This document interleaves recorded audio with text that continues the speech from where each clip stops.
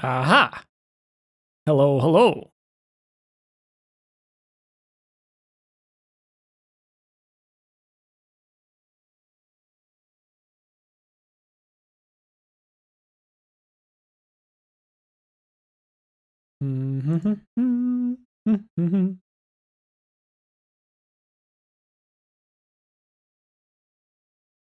Let's see here.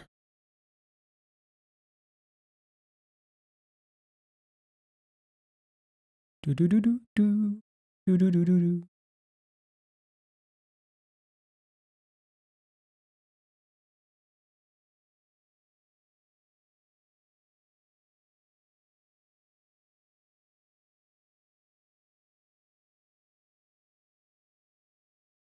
Oh, what? What is this doing? No. Let's open this from OBS.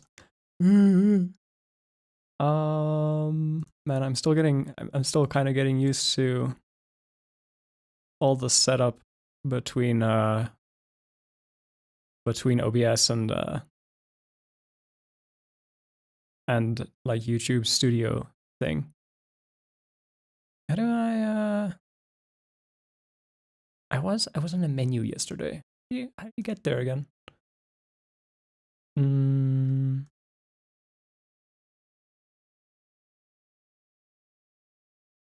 Let me see. Do do do do do do.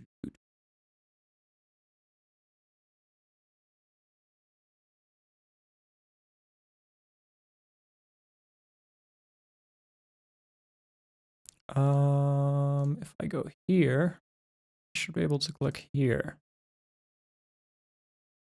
Right? And I can also see if things are working or not. Hello. Whoa, everything's super crunchy. Give me normal quality.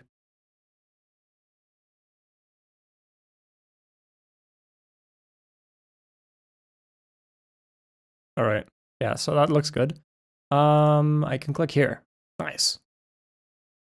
Aha! Now I can see things. Hello.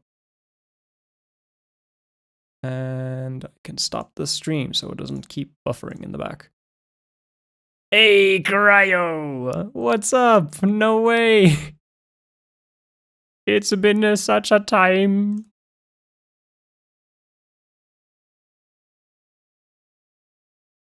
All right. I have things I'd like to talk about. Let me set this as default. Yes. I miss you too, Cryo.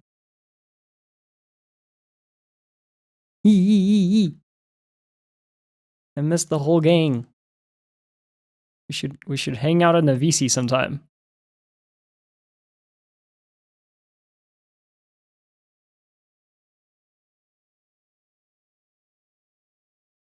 It's so small. So small to move. Sweet. Maybe if we finish like fast, because I have a few things I want to talk about, but then after that maybe we can make a plan and hang out. I think that'd be real fun. I won't be able to hang out until like 1 because Mother's Day tomorrow, but yes. Sweet. Yeah, it'd be cool. All right, let me list out what I want to talk about really quick. So, all the things I want to talk about. So, like we'll cover routing, like how to set up some cool routing inside of Ableton. A little bit advanced stuff, but not too much. So, oh yeah, cool. Yeah, no worries. If you're at work, that's cool. I'll definitely like ping you. So yeah. Yeah, so let's cover routing, and then also let's cover some basic template setup. So like stuff like sidechaining. I'd like to cover like some cool racks that you can make. Which like are just like slice of life, like just it makes the workflow a lot easier and faster. And then what else? What else can we cover? I think different types of like setup for rendering. I feel like that's a really important one for like stemming things out. And then I think that may be mostly it. There's a cool trick that I want to show, but I'm not sure if the one friend that showed it to me will be happy if I show it.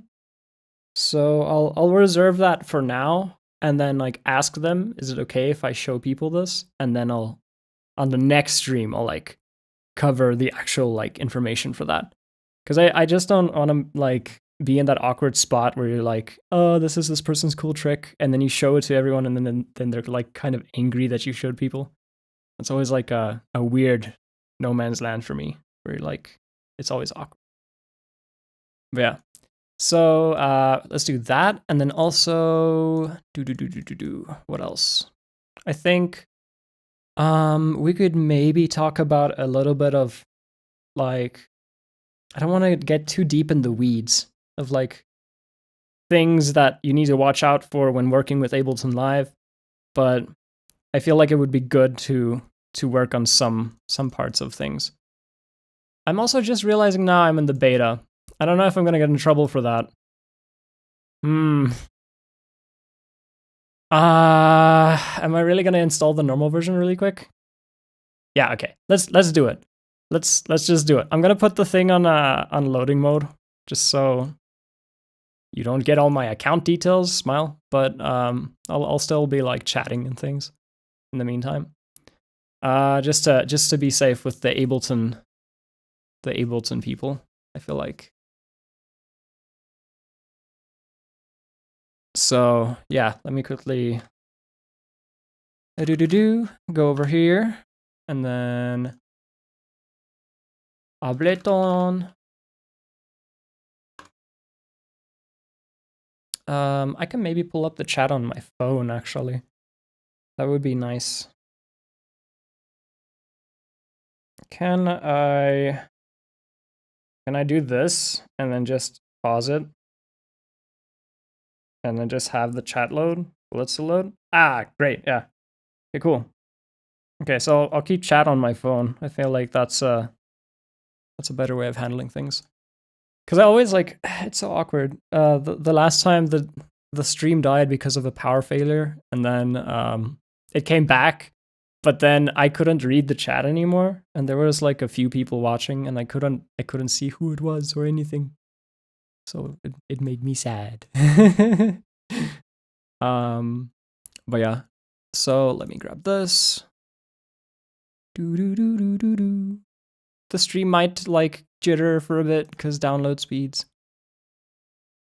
But it should be fine. In the meantime, actually, while that downloads, we could cover some other stuff. Just for a bit. I don't know how it's just mainly downloading, not uploading, so it should be fine. Well, let's cover some like FL Studio things in the meantime, and then I can like work on installing everything. So yeah. Let's see here.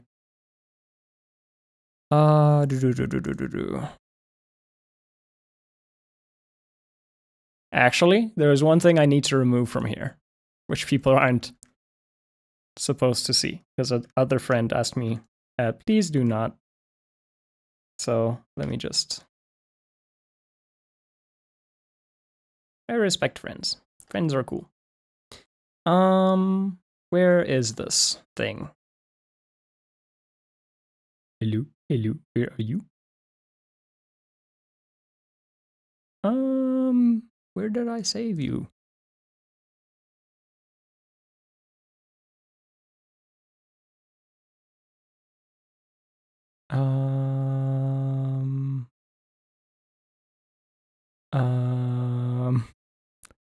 Where is it? I can't find it. Here it is. Okay, so delete. Can I just delete that one? Does it work?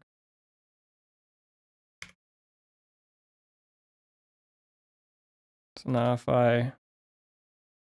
Okay, cool. It's gone there. Is it gone here, though? Okay, cool. Yeah, okay, cool. Cool. Okay. There we go. Sorry for that. Yeah, cool. So let's... while the thing downloads, I'll just keep it up. It'll take like a few minutes. It's not going to take very long.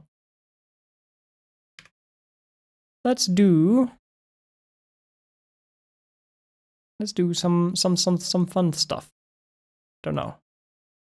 We'll probably just work on something for a bit while that loads. Ah, but you will not be able to hear this yet. I need to OBS. Actually, did I save it as OBS? I did not. Did I save it as just this? I think it should already have the routing. Yeah, cool. Yeah, cool. So you should be able to hear that.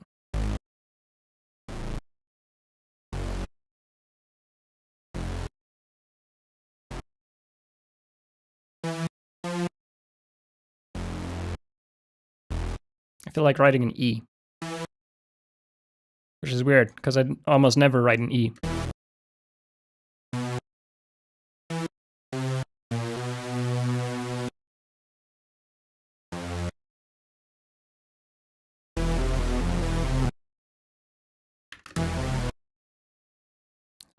Dun. It did.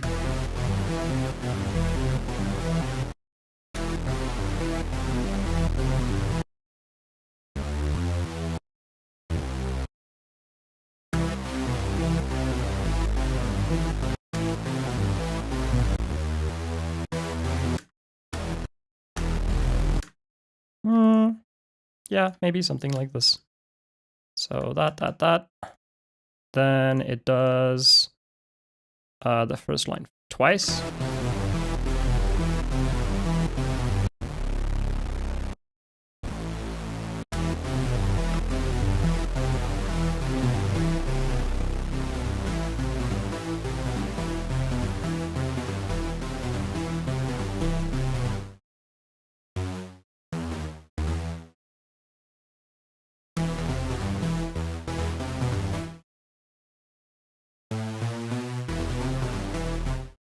Yeah, this could be cool. Like this. Do.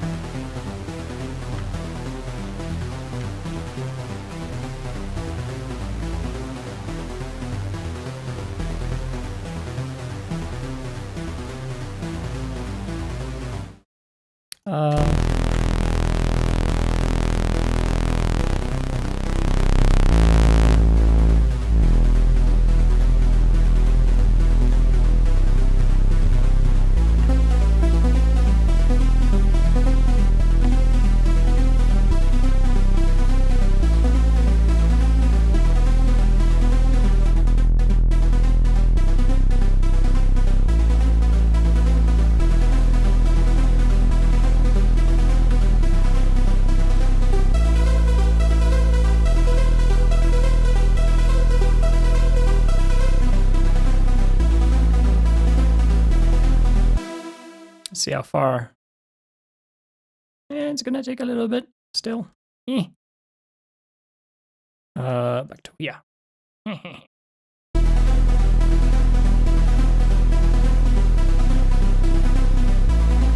really sorry. I'm really sorry for the delay. I'll like at least after this version of Ableton's installed, then I can really like just go into stuff. But for now, let's just mess around for a bit until that's kind of done.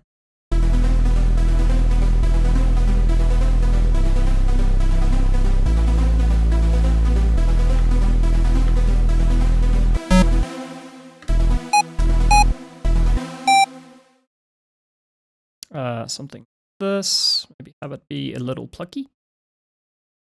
Kind of like 200 milliseconds. And then from that 200, we have to calculate. So 1.2 would be like 1 second, and then like 2 seconds. It's very simple math.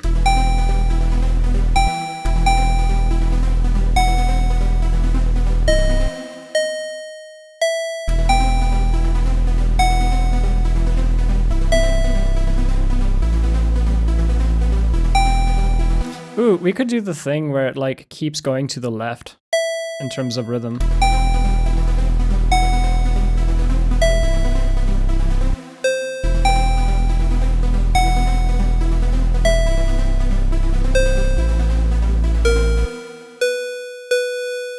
Just very simple.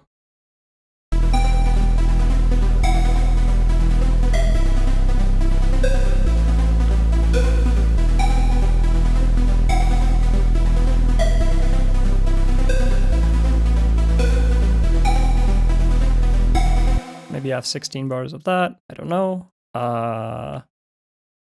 Let's see. Maybe we can use some FPC and a patcher. Patcher!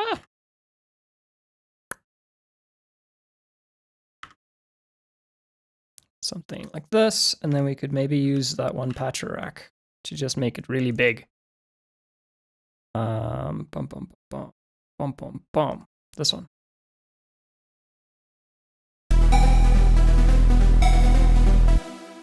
So we can continue working in this pattern. Not the not this kit though. Do do do. I usually like the funk kits for some reason. Like anything that says funk, I'm like, I like it. Because it's coincidental that the one in Contact is also my favorite, and it's also made like a funk pack. Okay, we'll need to cut some of this tail off of the kick, because it's very muddy. Like, wah, at the end. So we can probably do something like this. Too long. I wish this was in milliseconds.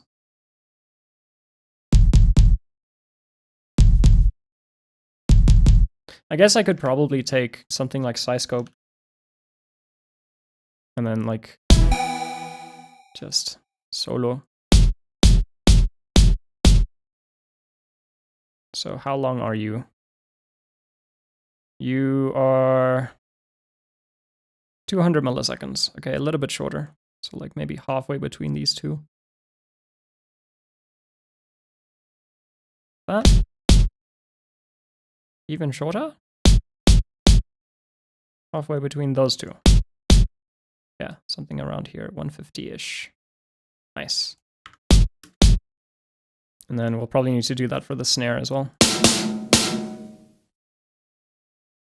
Yeah.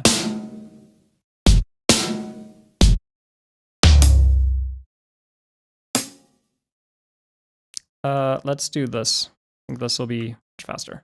So let's just do that. F3, N, offbeat, and then we do Control Alt G. Was it Alt G? Shift G, Alt G, Shift Alt G. I don't remember. What was the cut thing? It's been a while. I think it's under Tools, Shop. Yeah, Alt U. Haven't used this in such a long time. And then we can make them not full velocity.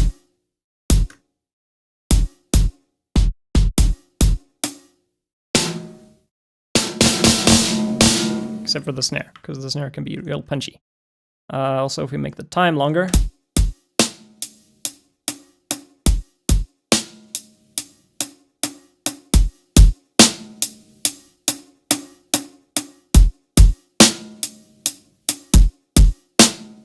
There we go, something like that. And then make the size smaller.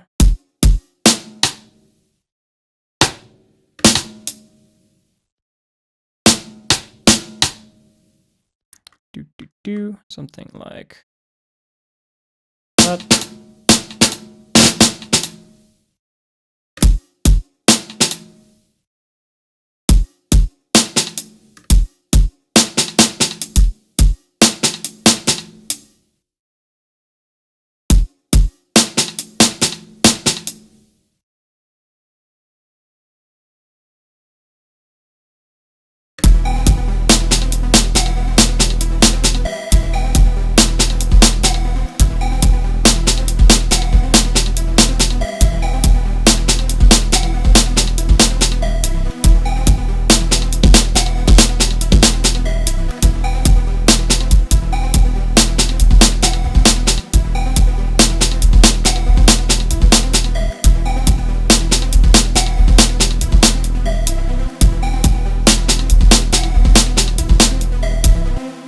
Ah, but will it?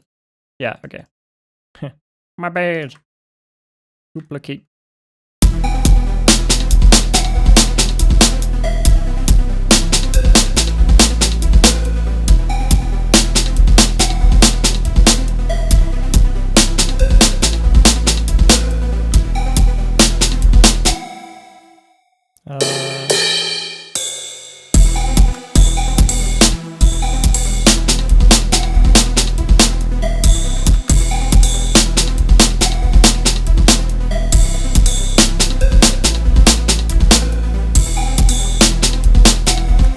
And then we could probably use a soothe.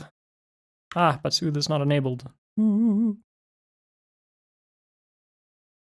Soothes.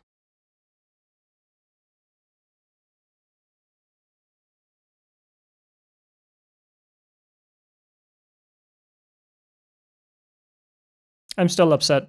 They never implemented the thing that I said would be nice for Patcher. But funnily enough, that same thing is implemented for DaVinci Resolve.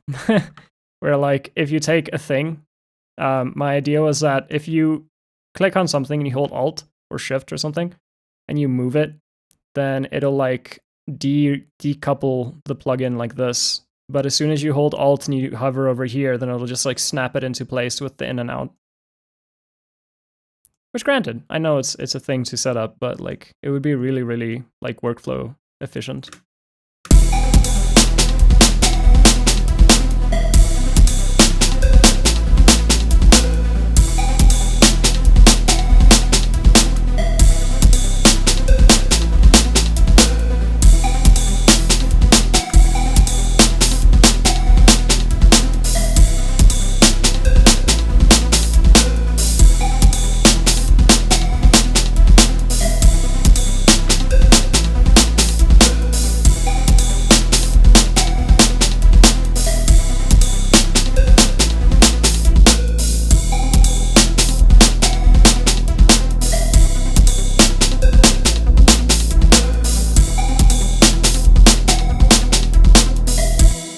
Okay, let's route all this.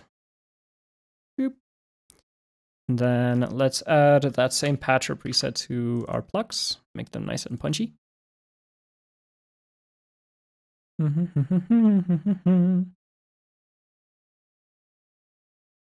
Where is it? Here it is. I'm blind.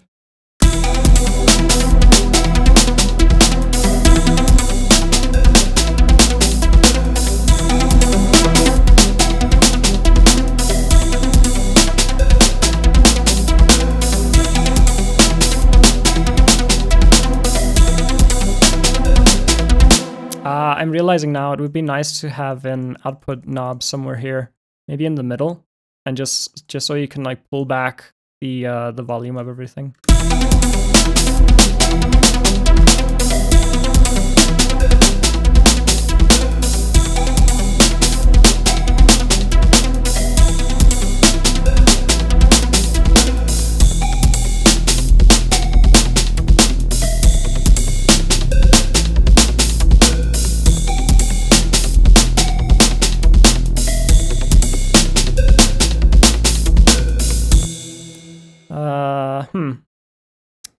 Let's see here.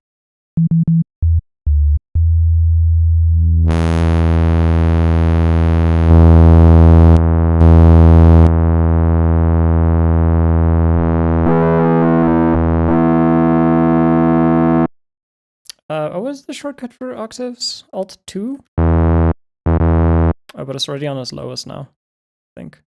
Yeah. There we go.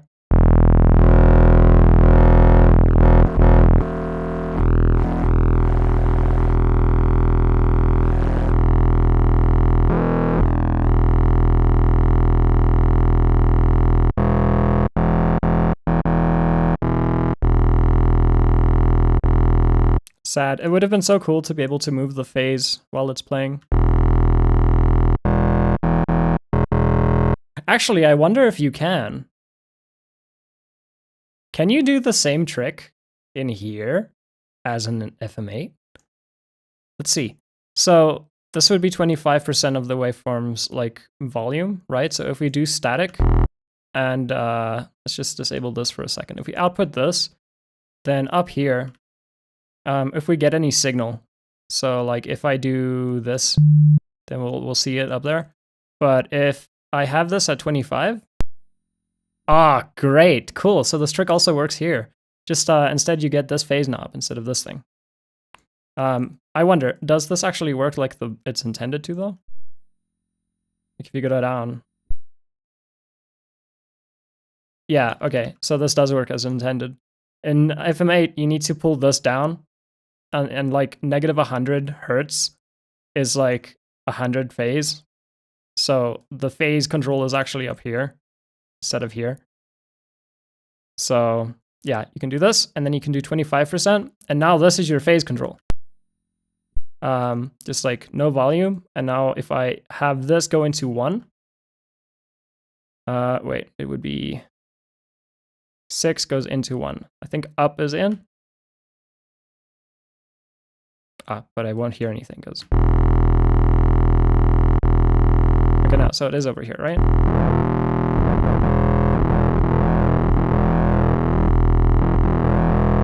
It is. Cool.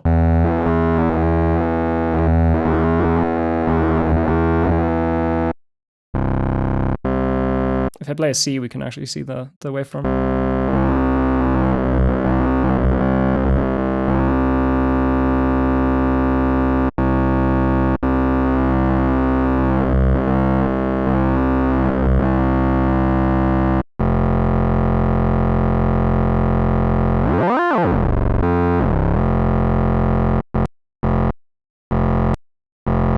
Let's remove the weird noise. Oh, that's cool. Maybe we can make a nice little feedback loop.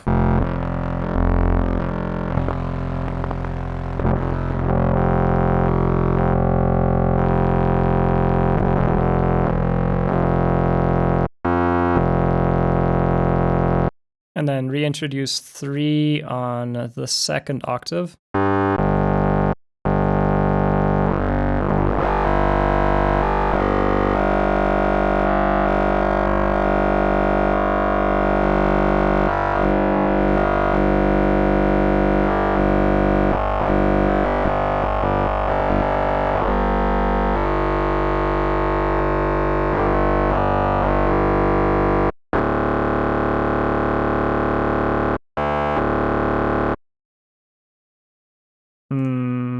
And then also just to make sure we can do this. So we know it's always like 100%.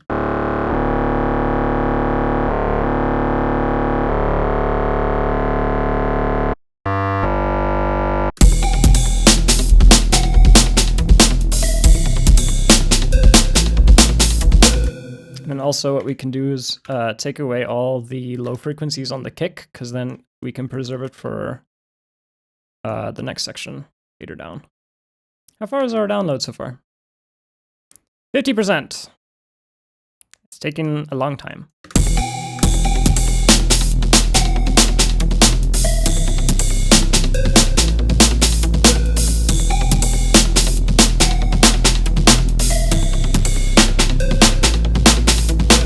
What slope is this on actually?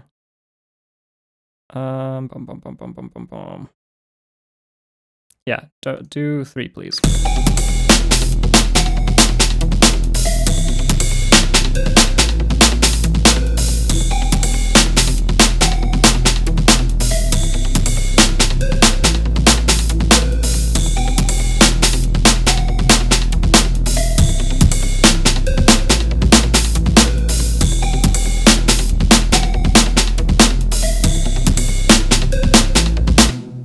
And then just to cap this off, we could use the clipper, soft clip.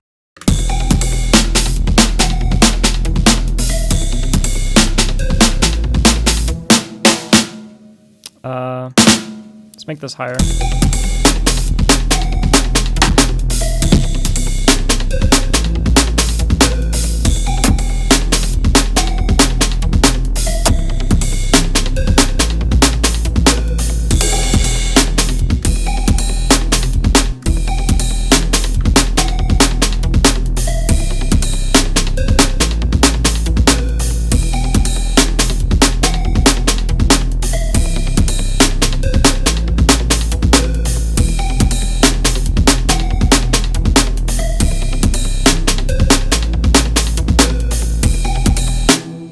wonder if we can, on the ride, does this have, it does have sustain, right? Because it has the controls for it. So we can do something like this.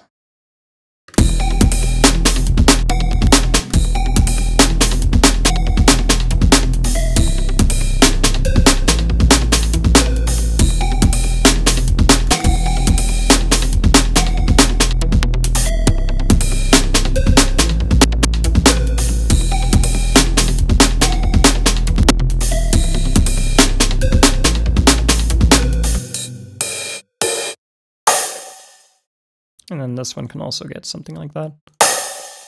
So we can just kind of cut it ourselves instead of having everything else, like another thing trigger it. Maybe we can stop here.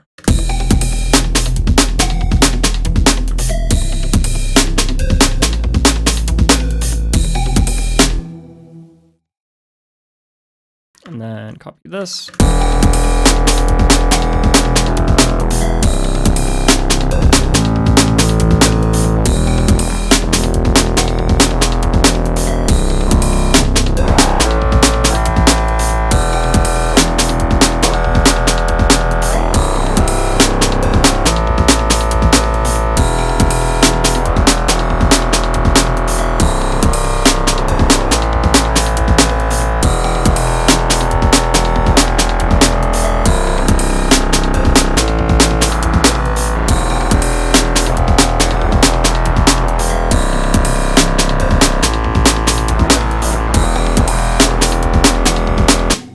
Now, I think we should be able to control this somehow. Maybe we can modulate this to just move, so it's not so static. So maybe just a very small, just an LFO. But, oh. I guess you can modulate the phase. Maybe if we do a sine wave and then modulate the phase, and then make this global, but also on. Okay, that's too much. Just a little bit.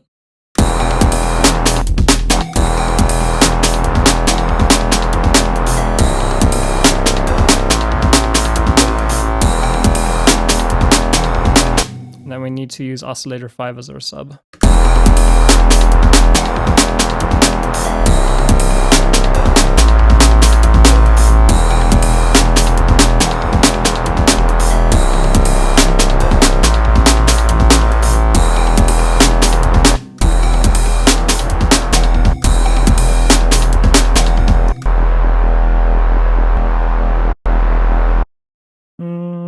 Five voices.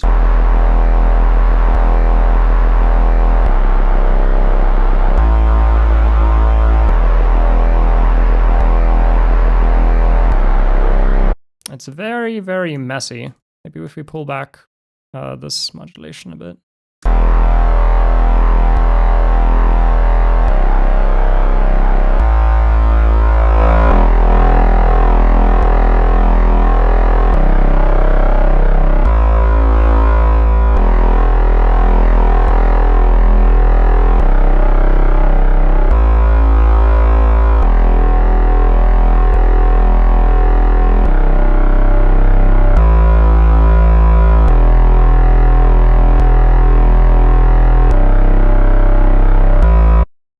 Something like that.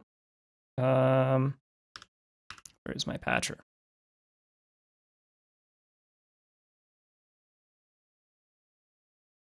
I'm sad. The download is taking quite a long time. I'm sorry.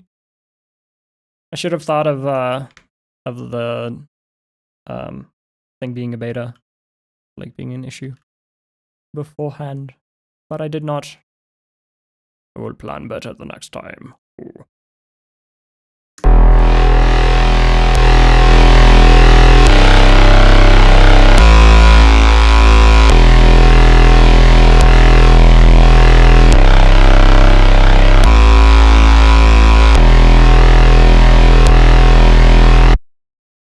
Sweet.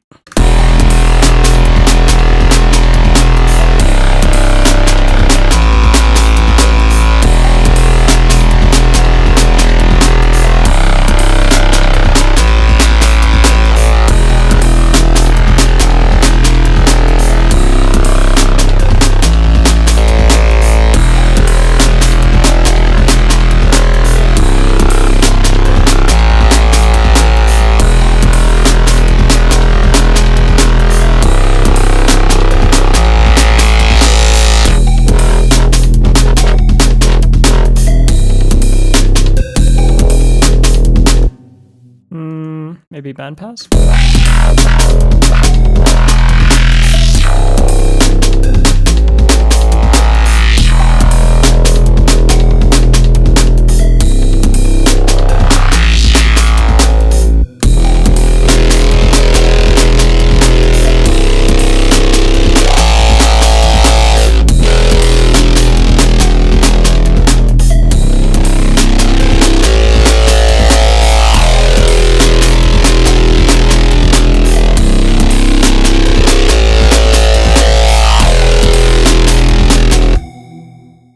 Hey, Oliver! How's it going? Doing pretty good. How about you?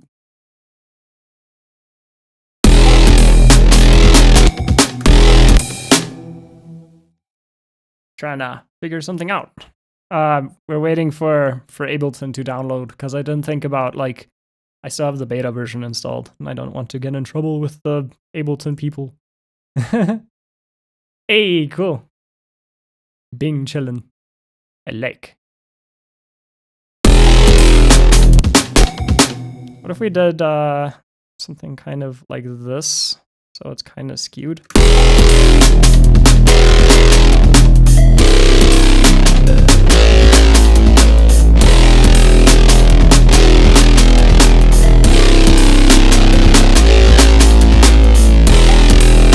But a little bit less like this, so it...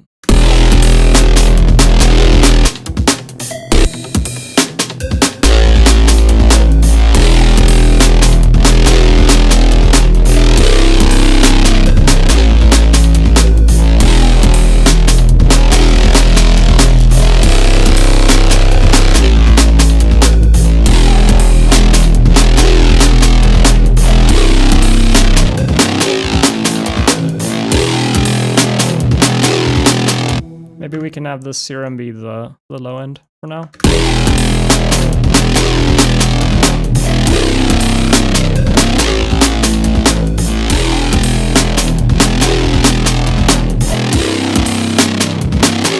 And then this kick and snare can maybe have some more compress.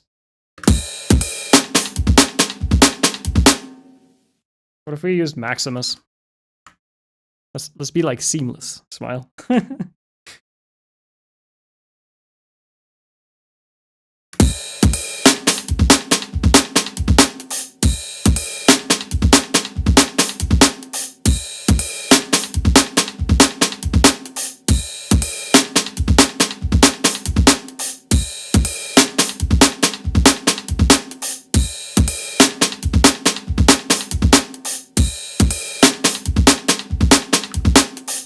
I'm in the wrong thing.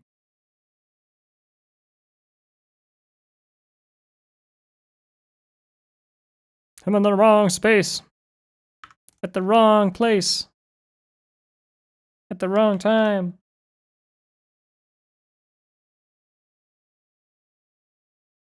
My mic is a little quiet. Really? All right, let's I'll boost it some more in the post. How is this? Is this better? I have a kilohertz limiter on the mic, so if you need more gain, let me know.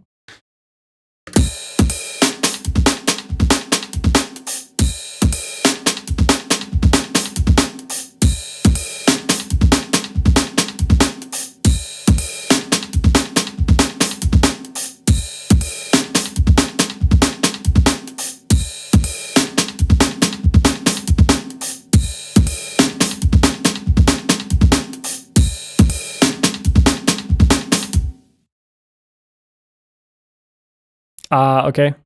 Yeah, I get that. Oh yeah, recently, like on the stream that was lost, like a piece of the stream that was lost the other day, I looked at what this low cut filter actually is. It seems to be a 48 dB per octave filter, so it causes like really weird low end mud if you try and compress after Maximus again. Like it has this weird like ring at the end. which is also present in vocodecs. You use the sound goodizer like setting in the top left. Fortunately, you can disable it. Not in vocodecs, but at least over here. But you could probably, I have no idea what the preset inside the vocodecs one is. Let's actually look. Do they state what it is? Like, if I go here, and if I unclip this, okay, can't see my download. Let's go look. It didn't open the vocodecs page. So vocodecs.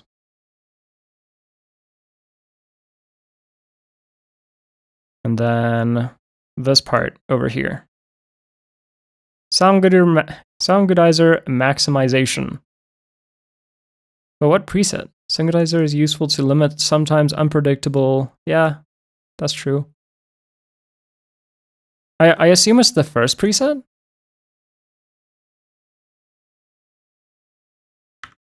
Like this one? The A? This A preset, I think. Yeah, because it still has it at like 20 hertz, which is where that peak was as well. And I'll need to try it sometime to actually see, but yeah. So this, if you have this on and you compress more after, then you just get some weird like rumble.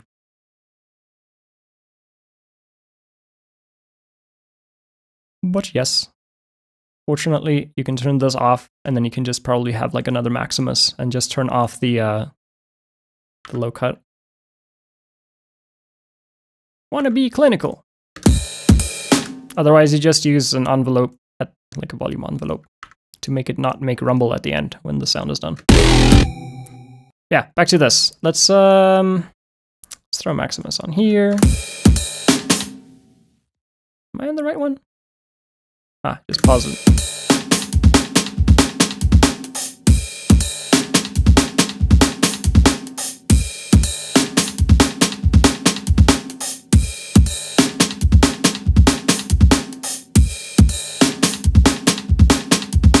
Ah, the master one is doing a lot of work.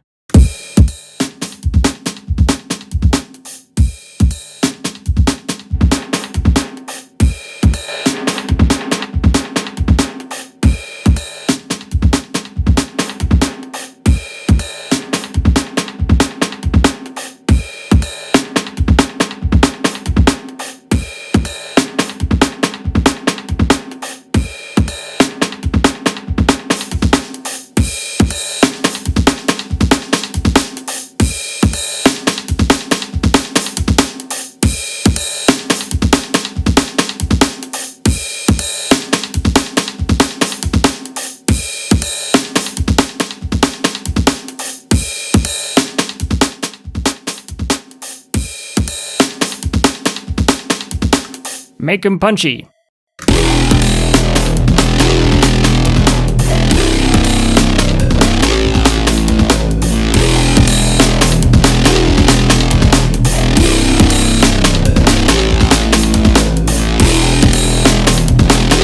Wonder what it would do if we have this in the beginning instead. And then we can probably just remove this.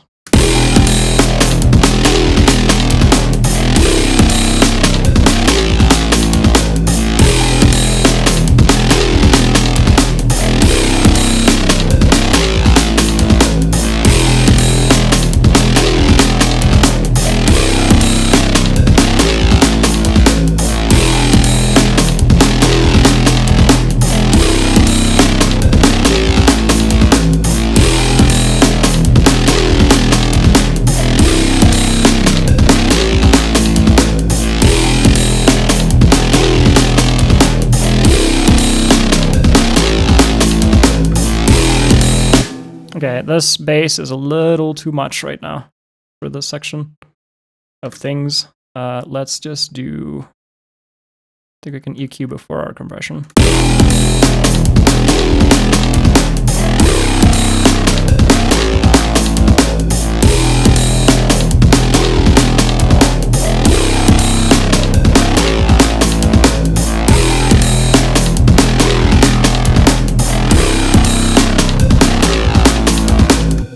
Actually, kind of want to automate this manually. So let's do mod X to this.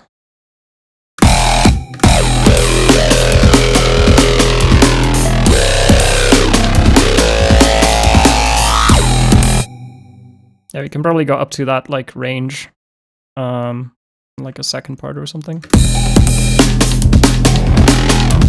Okay, this is not usable range. Let's go up to half that amount.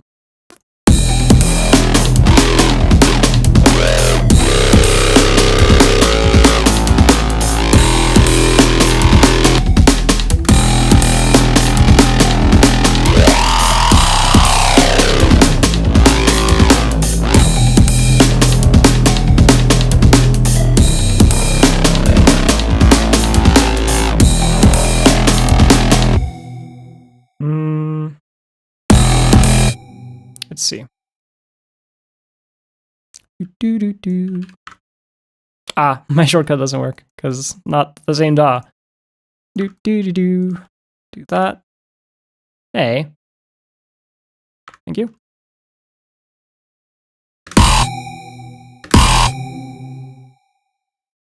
Oh, actually. But that wouldn't work because it's like one long note, so let's rather do it this way.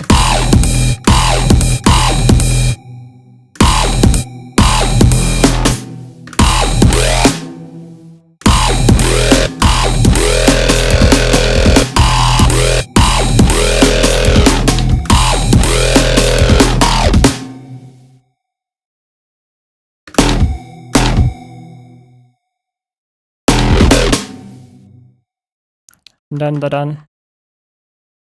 We need smaller increment. Thank you.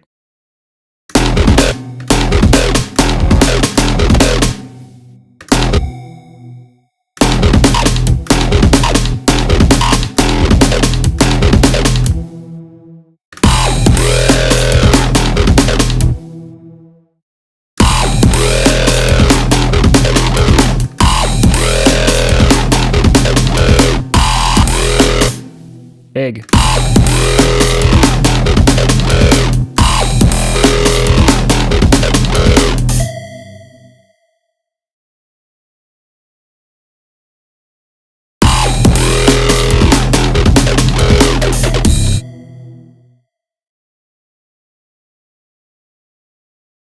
Something like this.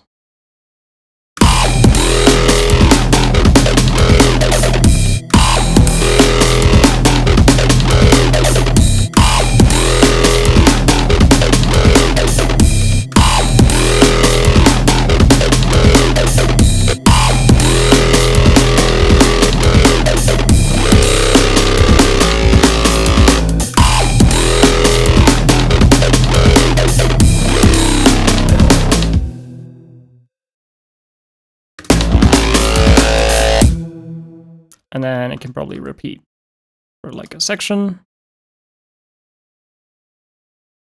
But with some variation. So instead of just going, it just goes.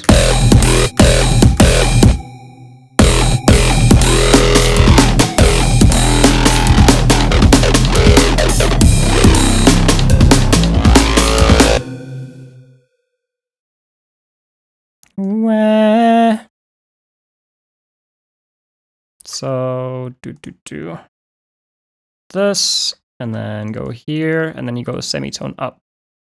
So I don't remember what the shortcut is for. Is it O? Do you press O? Oh, but you need to. Okay. Oh, but that's not the same, is it? Yeah. So it's not O. Is it S? It is S.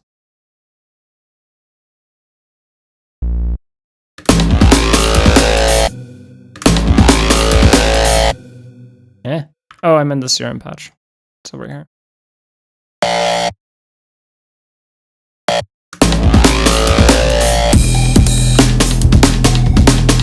And now I need to do that for the serum patch. Ooh. I wonder if there's a way to get the slide notes to work in here. I heard that there might be a way to do that, but I've never like actually like taken up that endeavor myself.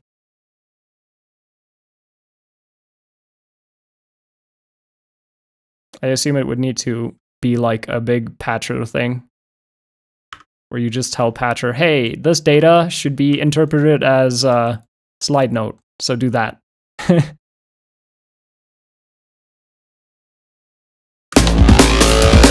Okay, so you start here. Type value 0.5. And then over here.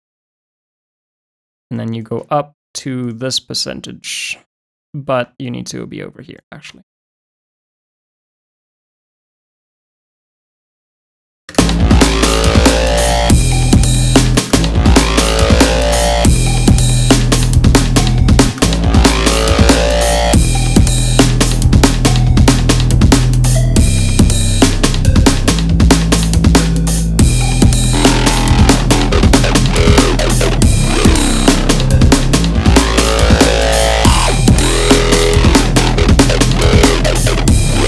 Okay, this is too much movement.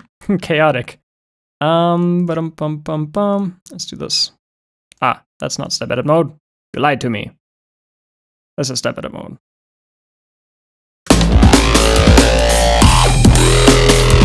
Okay.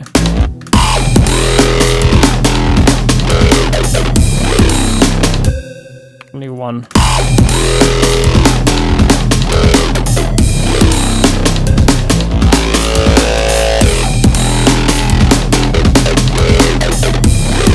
Okay, I can do the first one, but this needs to be 2 as well here.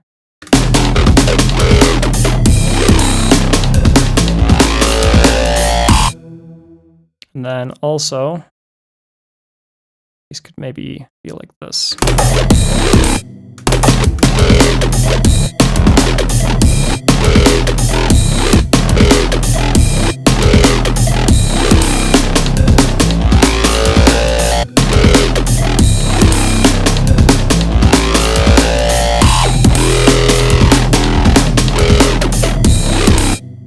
Then let's just swap the background of these items because I can't see the grid anymore.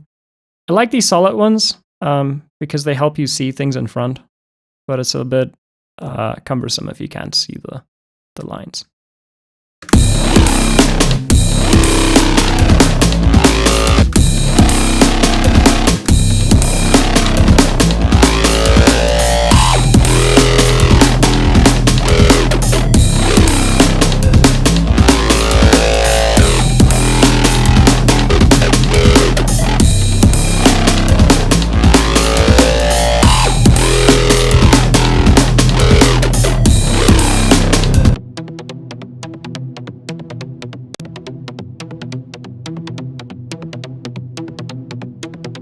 Cut this.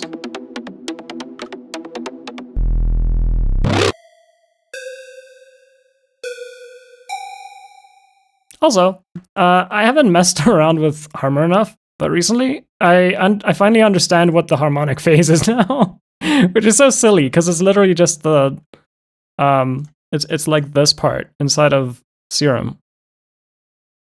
So yeah, I don't know why it took me like such a long time to understand, oh, it's the harmonic phase, like the phase of the harmonics. But yeah, like the other day it was like, oh, okay, wait, it really is that. Because I always thought it was something else. Like it might have been like related to how the unison like worked or stuff like that. But I was wrong. Like the other day I was working on a sub for someone and I just like changed these. And then I was like, oh, okay, cool. It's just literally the phase. That's great. Yeah.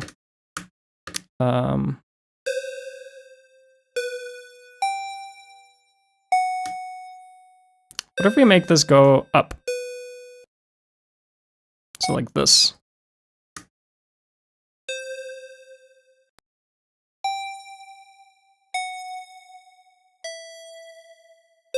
Give me an S curve.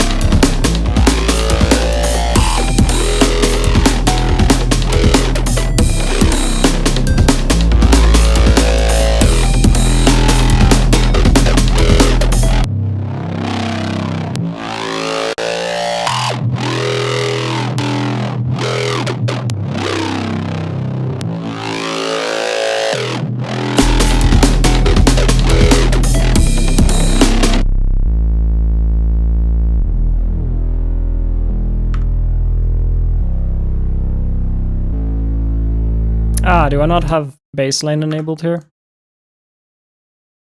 Bass. Bass!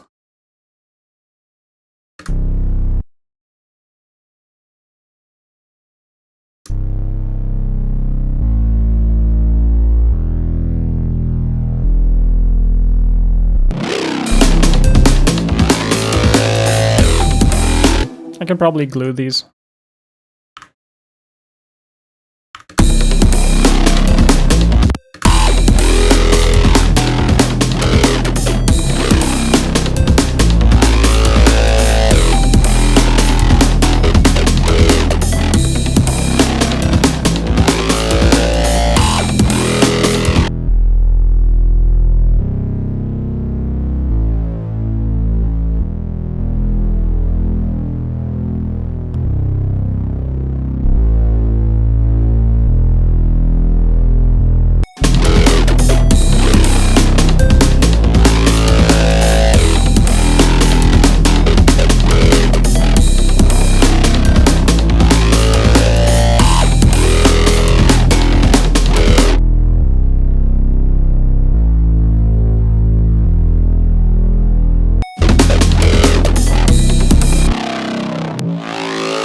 Okay, let's make this bigger, because like it's very dry and in front.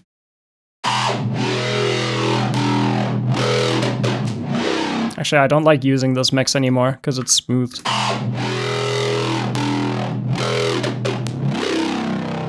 So if I get a knob and a dot, I'll rather use that. Smile.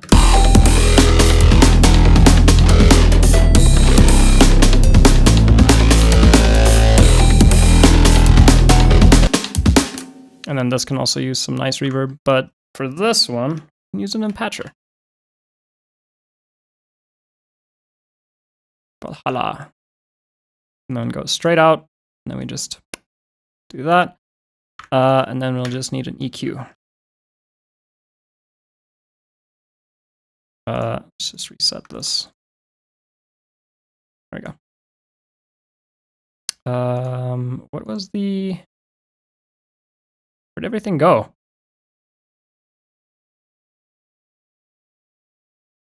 Something like that.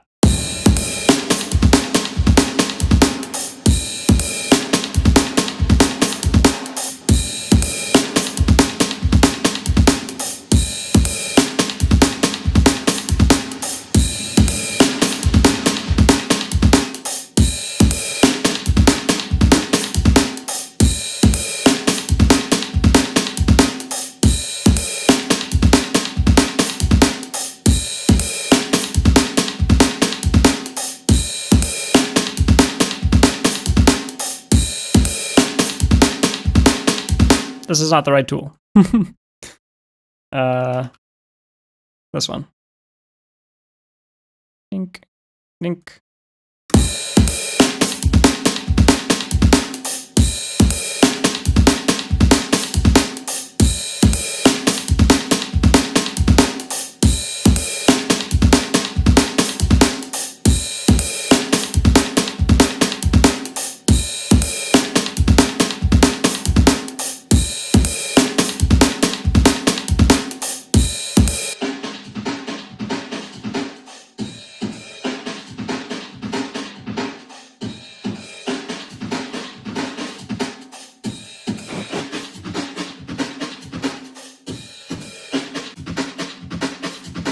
Ah, nice.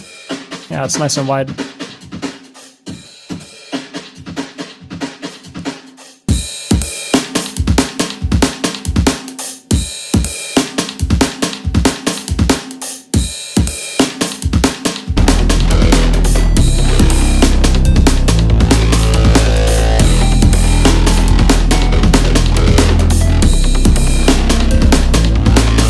There's some weird click here in the center.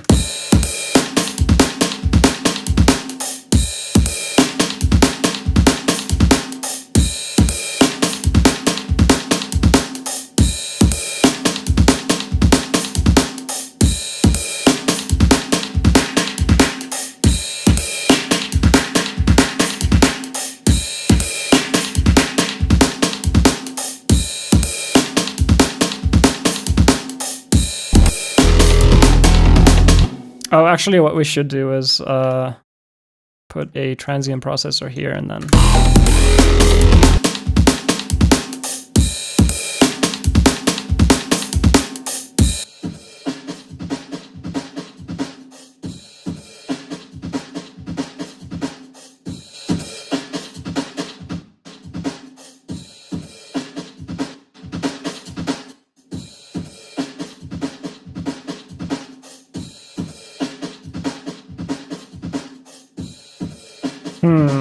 I'm gonna stick with my well-known tool. I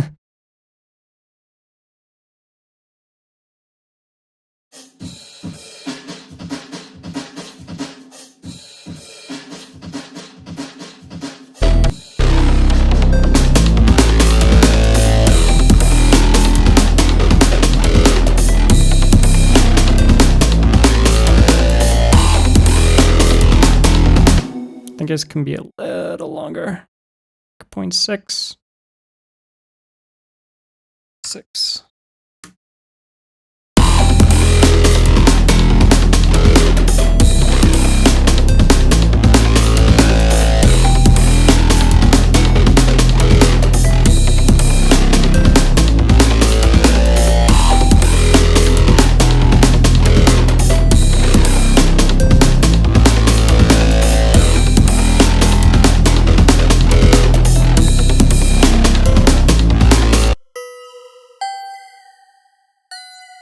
This prism is such an obvious effect. Let's do just upwards.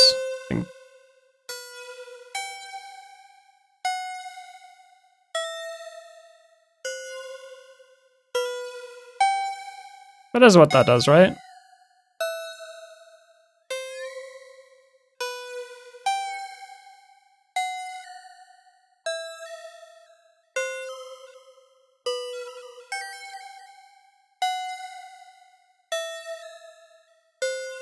Yeah. Maybe? I don't know. I need to look into this. Let's see. Because it's not like patcherized or anything. What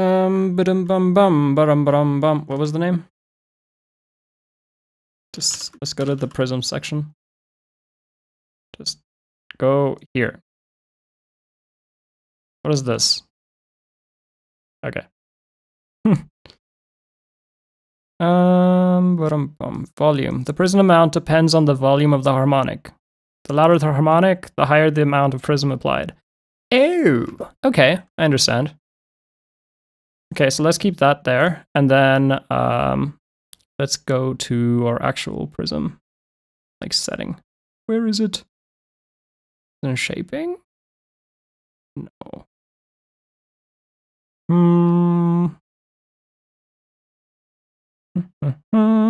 Here's the amount. That's only for the articulation.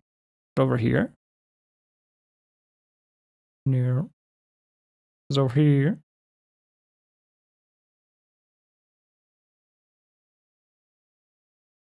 I'm a blind. Here it is.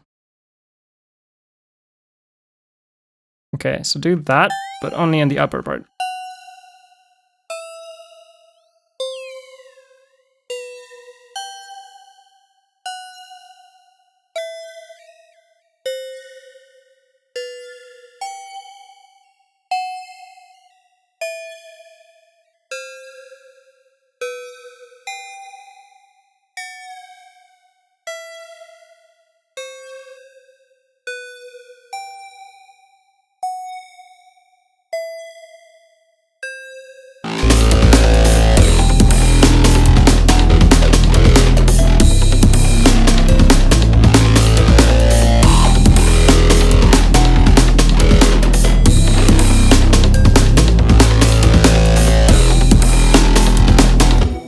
How far is our download? Aha! Our download's done. Okay, cool. Let's move on to the main program then. Okay, so this waiting for Ableton to download. Okay. Cool. And then this is right. Boom, boom, boom, boom, boom, boom. And then also don't move, copy them. Well, actually, no. You can move these files. I don't care.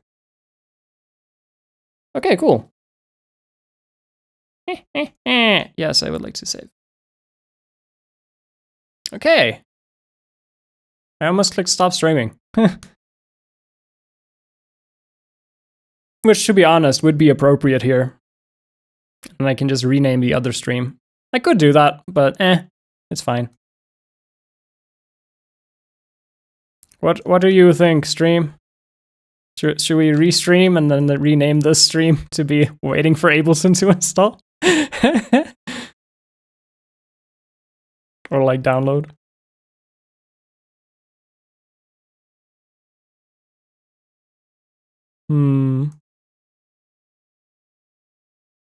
All right, let's extract this.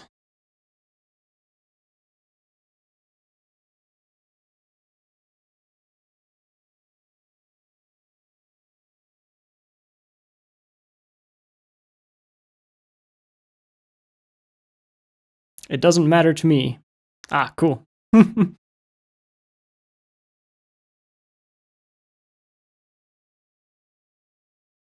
Okay, cool. Yeah, let's continue then. I'll just have like a timestamp to like where it actually starts or something. Let me install this. Okay, and while this installs, I just need to use the restroom. I will be right back.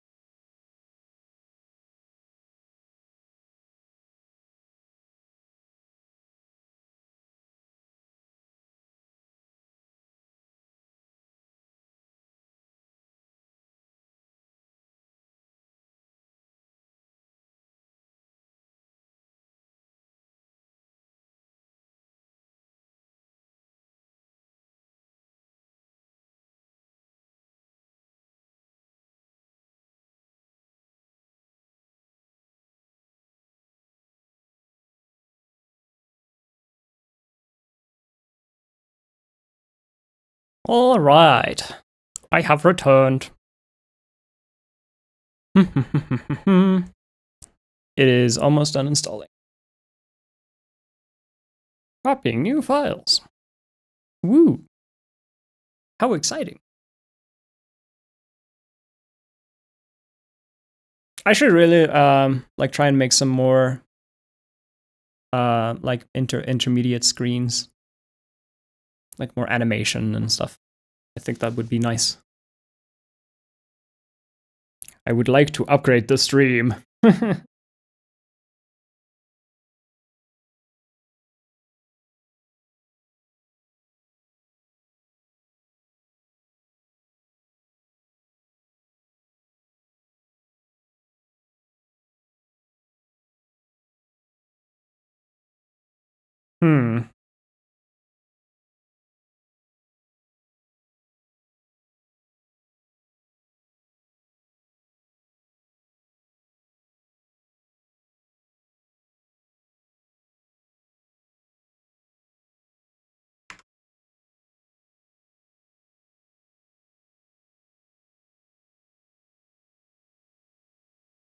I wish the chat in OBS was as nice as the one that is actually integrated into the YouTube streaming stuff.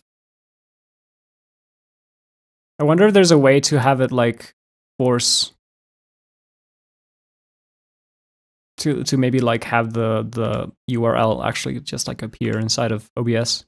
That would be nice. Ah, how's Luna doing? She's doing really well. Can you hear her bell like ringing in the background? She's like walking around here, up and down.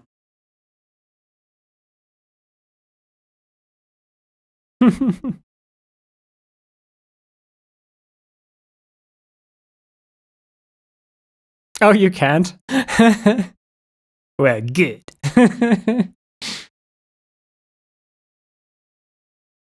Yeah, she's doing really well. She's just chilling. She's been really, really good the last while. She'll like, if we usually like let them out in the day, like our cats, and then at more like the nighttime-ish thing, then we'll like have them come inside, like maybe in the midday somewhere.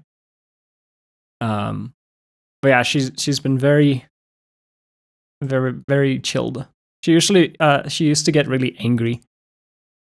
Like if you would like scratch her head and stuff, she'd start growling at you and stuff. But like now she's really chill. So yeah, happy chappy. All right, let's actually settle what we wanted to do today. Cool. Ableton. Maybe it's gonna ask me to activate. I did not think about that. Ooh, let's see. Ah, yes, authorize. Hold on for one moment. Authorize with Ableton. Pew, pew, pew. I wonder if it'll let me authorize so many times. Yay! And then we need to change the theme to dark, because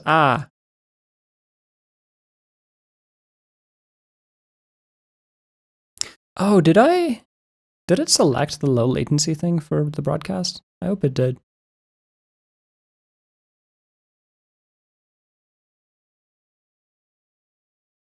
I want to try the lowest latency one at some point, but I haven't really gotten around to doing that yet. Let me put this notepad over here so I can see what we're gonna do for now. And then something like that. Should be good. All right. It opened the default song.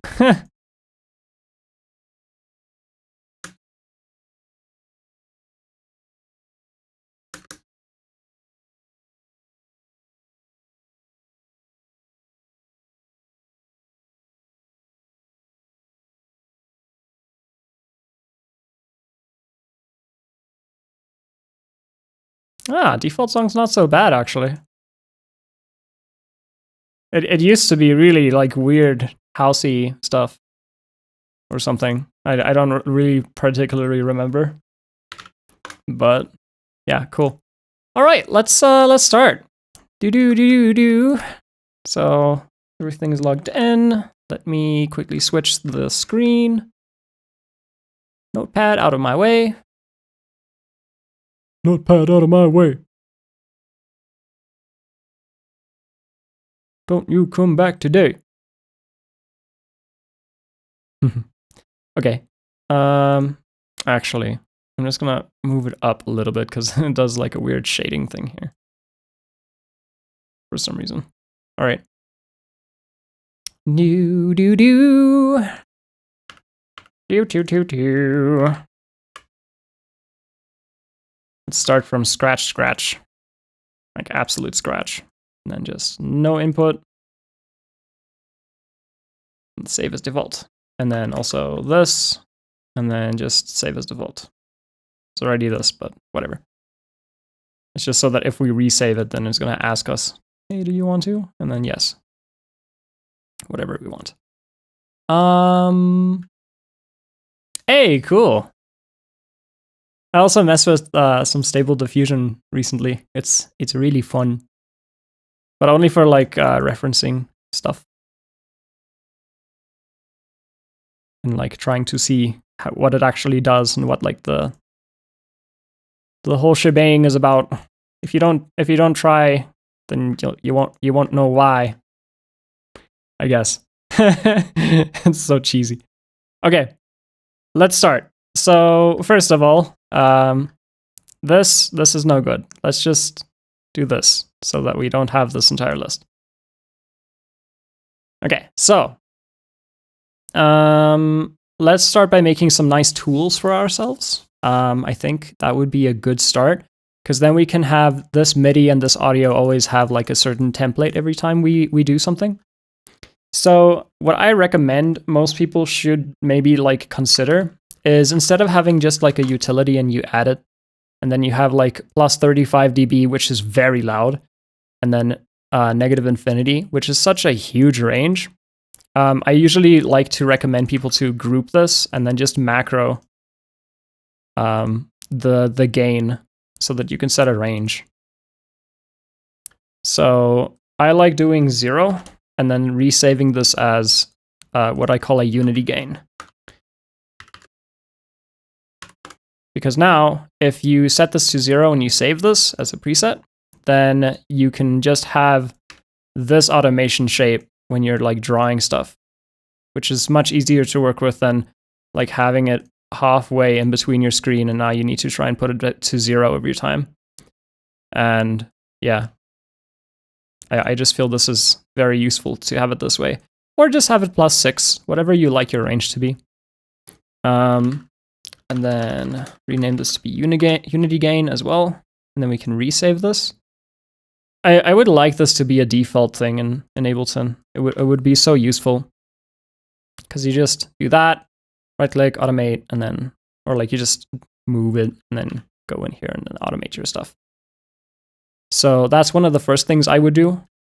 And then another thing that is extremely handy is having control over your phase. So that you can actually just do in here, so it doesn't really matter too much. Just click here and then doot, doot, doot, doot, or flip the channels and stuff.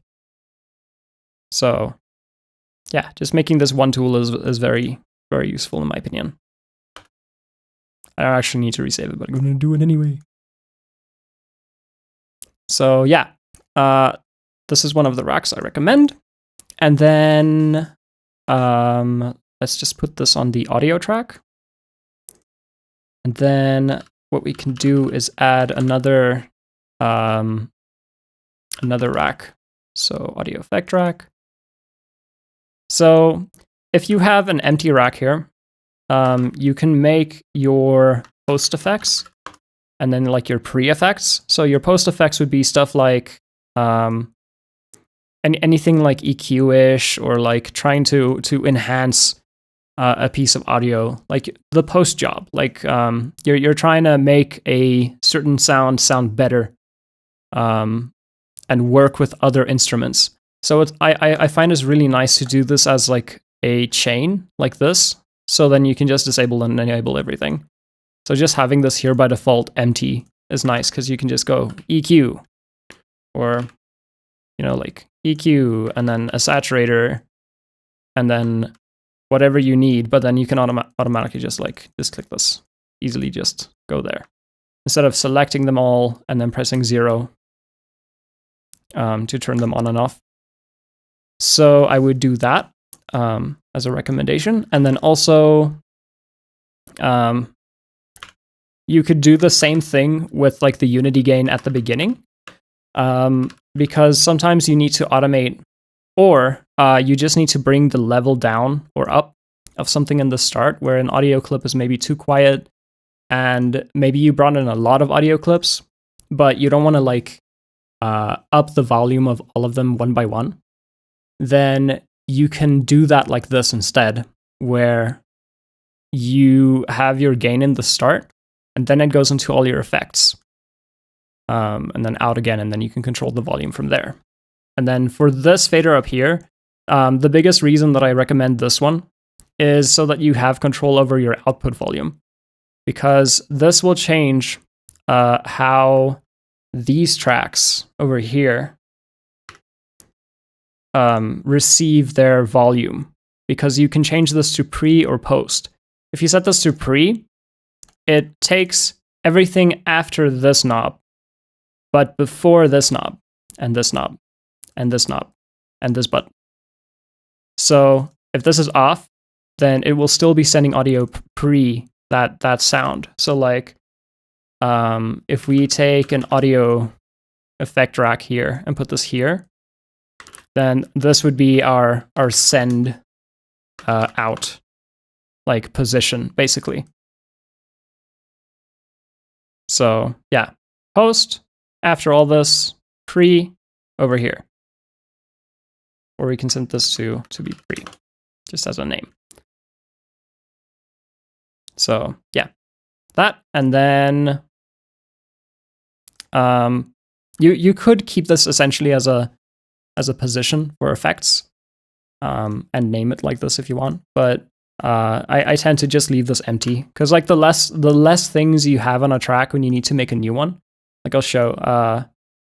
Let's not do this yet, and just like I'm gonna press Control T and hold it.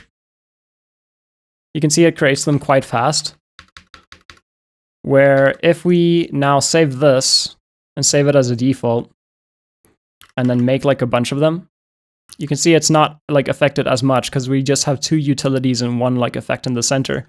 But if we did something like really intense, like build like an entire rack with like EQs and like do like super amount of effects, then it's gonna take a long time to load. So if we go to our racks, just like our preset racks, like over here, maybe like an amp or something, like a few of these. Like you can imagine this can just be like mixing stuff as well. It doesn't need to be like this intense, like distortions and things. This is just an example. Then you can see it'll take so long to make these tracks. Like I pressed a few times now and I'm just leaving and it's just going.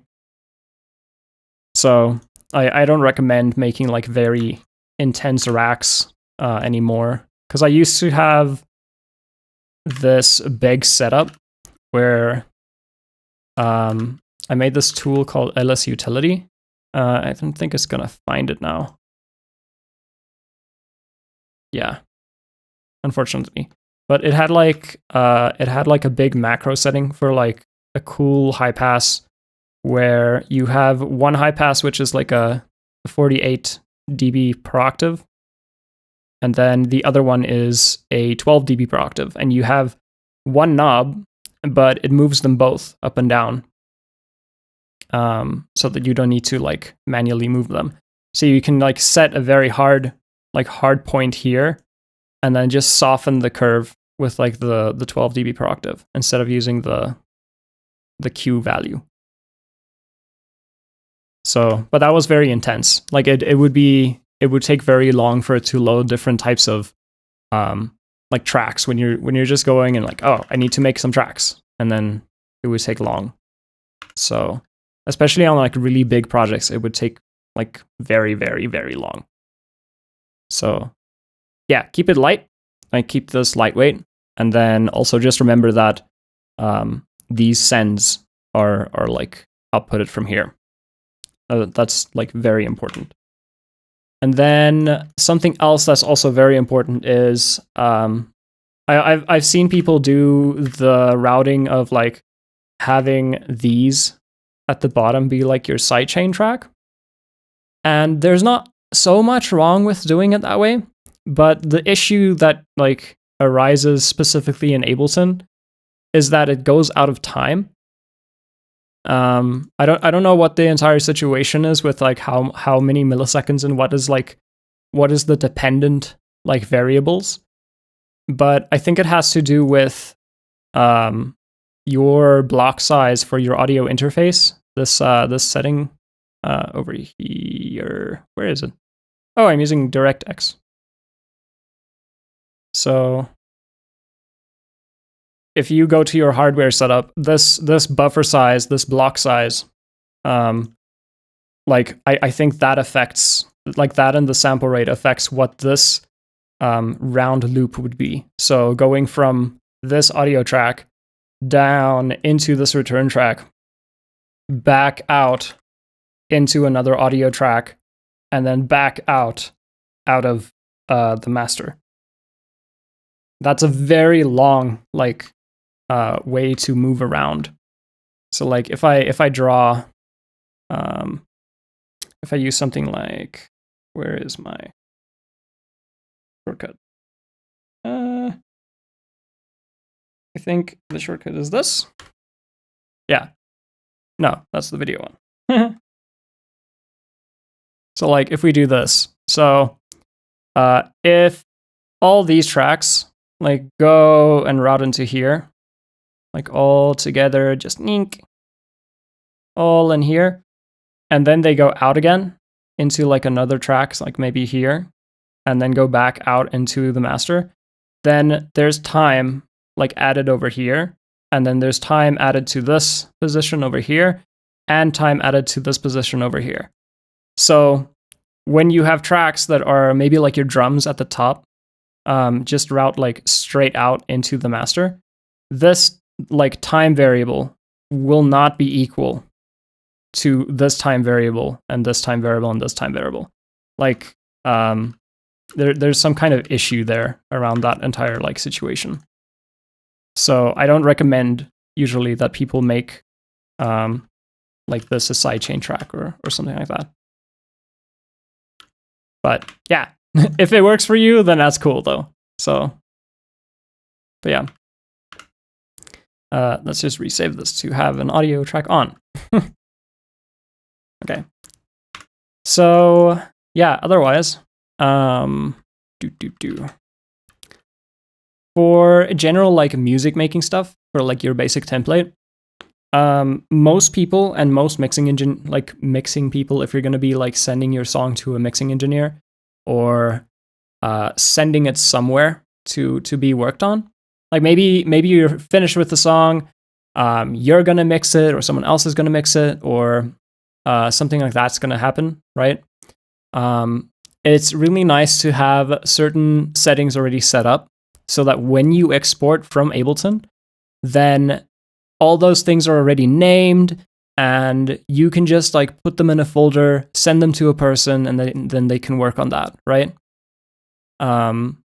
Like maybe they want to do a remix of your song or something like that. It's always nice to give them like enough stems to be able to work with everything, and to make it so easy on yourself to be able to render those stems, because maybe you're using samples and you have the licensing rights for those samples, but maybe the person on the other side don't have the the licensing rights for those samples. So it's on you to kind of like know which ones you use that they can use and which one you use that they can't use. Otherwise, they could get into like a legal issue and stuff like that, or maybe you could get into a legal issue or stuff like that. But yeah, that all depends on your moral standards too. Like if you're willing to like send people like unlicensed things, then that is on you completely. But yeah, So otherwise, like that's just, I'm not a lawyer, but that's like what the general gist of what like you hear everywhere is. And it makes sense, like, because like you're just taking responsibility for who made this audio and then who's allowed to use this audio according to like another person. So it's just fair, I think. But otherwise, back to this. Let's talk about sidechaining for a moment. So I think, no, let's start with doing the overall routing and then like a template setup. So let's do that entire thing that I was talking about of like making the stems easy to export and making your life a lot easier. Let's handle that first. So what I personally recommend doing is having 4 to 5 different groups. So we can just make different audio tracks for now. And then have groups on these. But it all depends on like your visual preference, because if you like to have like a bunch of things at the top and these are like your outputs, you can do that, but we'll get back to that in a moment. So let's do this one first, and then we'll get into like if you like having things on the top or the bottom of your screen or like movable. We'll get into that as well. So generally what the industry like way to go about things is having one track which is called your drums, and like usually people like using acronyms for this. So for me, I like using a tag with like DR inside of it, but we'll keep it simple for now and just call it drums.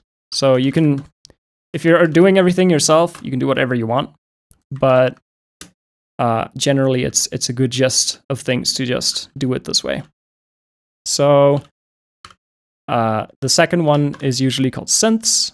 The third group is usually called bass or basses, depending on if you want to be plural or not. And then you would have your vocals, if your song has vocals. And maybe if none of your instruments like fit into these categories, like for orchestral stuff, you could do orchestral, like an orchestral group, or you could do real instruments as like a group. There's not like, I don't think there's a very big standard on what this last one could be named. For me, I just call it instruments, because it makes the most sense when people look at it and they go, oh, right, this would be like realistic instruments, where a bass and a synth would be more like electronic. So yeah, generally this would be a good system, and then you just color these two to whatever your preference is. For me, it's green and like different like setups for this.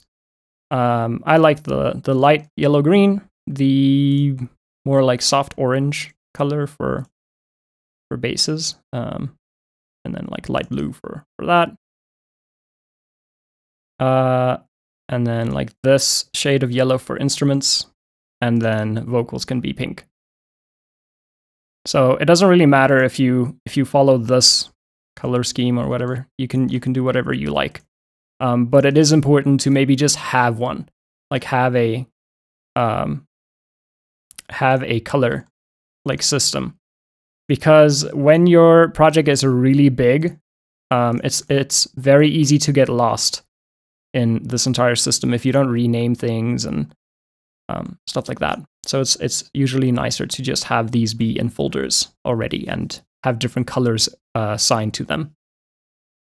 So after that, you can like have all your instruments already set up if you want. Let's say that you're a composer and you're going to be writing on like the next sketch for like this one show. Then it would be really wise to, in your template, have like all your instruments maybe already set out for what you would generally use, and then have like a specific setting for instruments that you custom like bring in. Like maybe you don't always use a weird bassoon, like the double bass bassoon, which is really big and deep. So it wouldn't make sense to have that in your template already, because you could just like have a system where you press Ctrl-Shift-T and then bring in Kontakt, and then you just quickly load that preset, because you only need to use it once or twice. But if you know you're going to be using that in that specific setting, then it would be wise to bring that into your template, save your template, and then re-bring that template in for like that specific project. Then you like save yourself a lot of work. So yeah. For the general like rendering of things, I like having like all the amount of tracks that we have for these, which is 5 different tracks. I would have them in audio tracks here at the top for just rendering them. And these don't need to even make sound. Like these don't even need to render anything, because you're just selecting these and then rendering them out. So they're more like just a little tool for you to use, like baked into your template. So yeah, then you would name these the exact same as these. So you would have your drums, you would have your synths.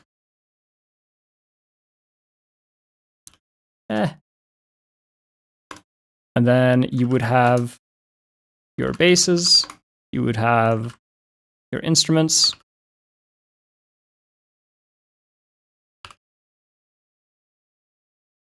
and you would have your vocals. So from here, you can either color code these all the same, or you can do them differently. It really just depends on your personal preference. But I'll quickly color them the way that I personally like.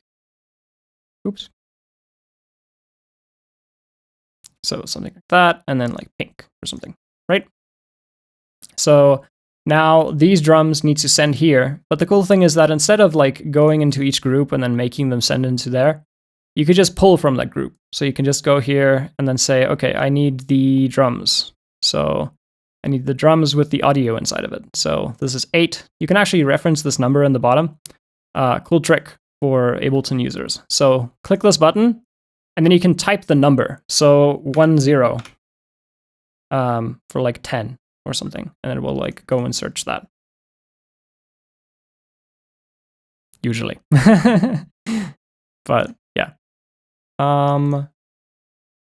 So you grab the synths, and then you grab the basses, and then you grab the instruments, and then you grab the vocals.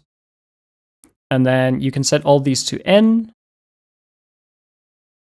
and then just turn them all off like this. So either you can turn them off here, or a better way to go about things is just select this, make a group, and then call this like your renders or stems.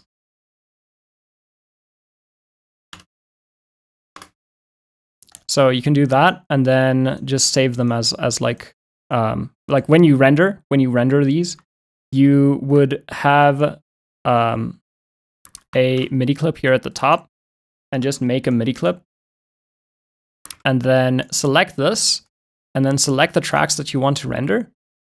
Ctrl-Shift-R to bring up the export menu. That's up here in the file page, I think, or the edit page.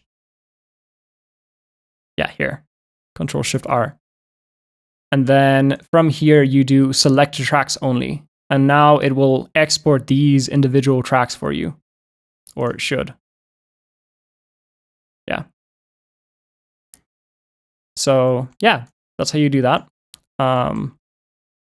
I think that works as far as I remember. This is how we used to do it in some of our templates for like big projects. And otherwise, this is kind of the way to go for it. Cool thing is, if you want to render only like a certain set of basses or something, then you could go in here and solo those basses, select this track, and only render those basses out of this track, and then rename it really easily.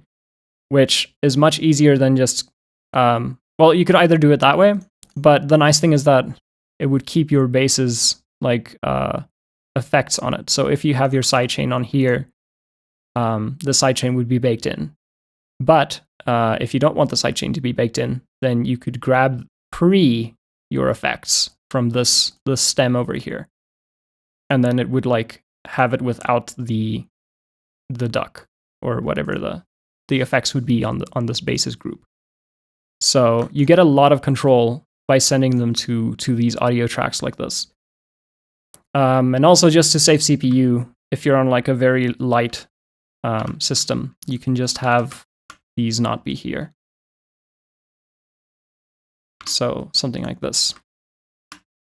I'll probably link like this project on the bottom of the stream description or something for people to grab.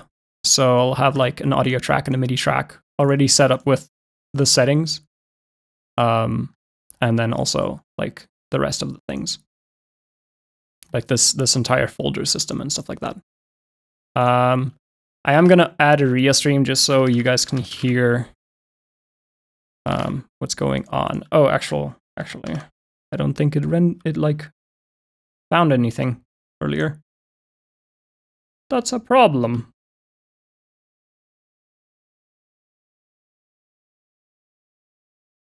So let's do this. Grab some water.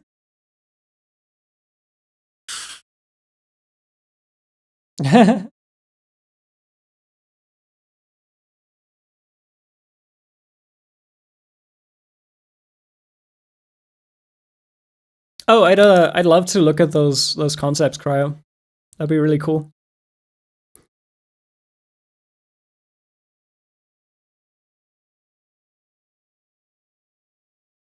Okay. Give me one moment. I just need to set the folder for VST2 really quick. Go here. Hey, cool, thank you.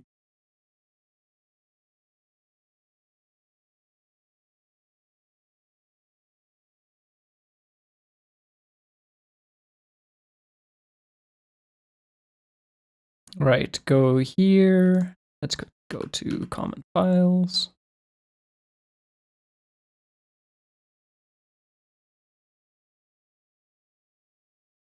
All right, there we go.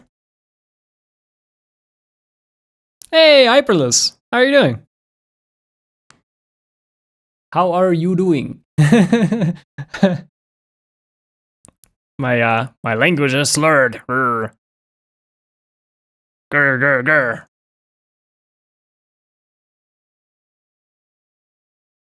All right, there we go. Use system folder, yes. So yeah, you can also see this is like general things I like to change.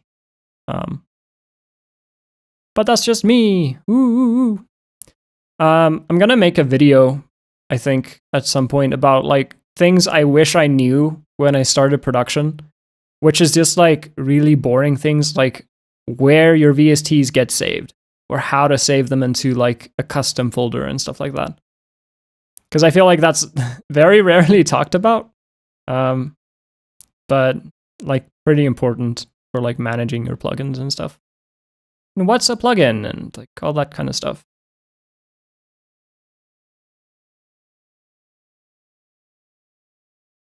Scan a baby scan.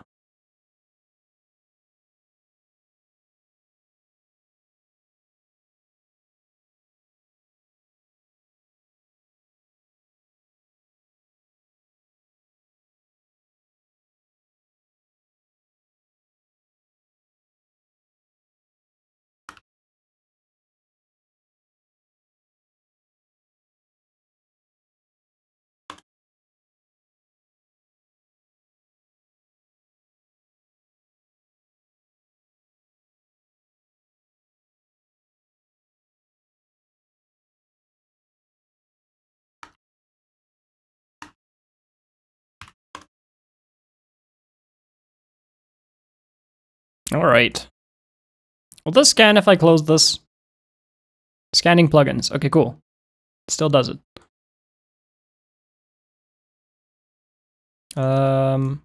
Let's leave this 2 different colors, but maybe make this white, so you know it's a utility thing.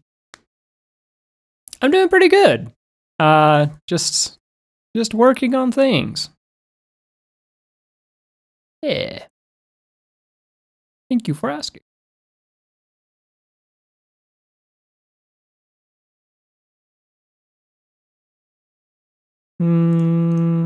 Let's see here. I think this pink is a bit strong, but it's okay. It's at least closer to the pink that I use in my other templates. So something like that. We will need a sidechain bus somewhere. So this is the cool thing about this entire setup. Either you can have the sidechain be on the individual groups here and like have full control over like what they do, or you can have one track and they all like funnel into that, and then you can do like whatever you want in here for like sidechaining. So you only sidechain once in one setting, and like you only have to set the sidechain once. So for sidechaining, I recommend 2 things. So we'll go over like a series of ones for like the entire section. Let me actually tick off some things here. So we did this one, and then we did this one, and then we also did this one. Okay. So I'll like run through everything at the end again, just to make sure that it's like covered well. I'll probably make like individual videos for all of these, but I feel like I like to like cover them and also like have this set up to give to someone. So we can call this ducking and then maybe underscore sidechain, just so people have both.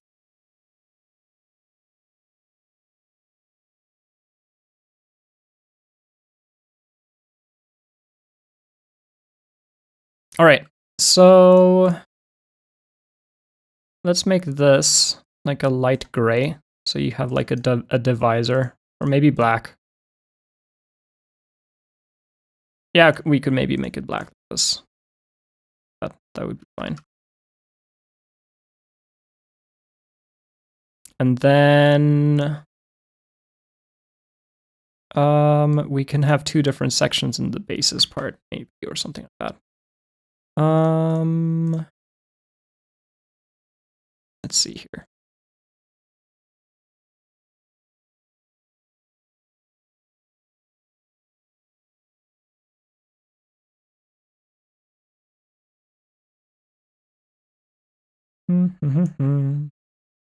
Okay, so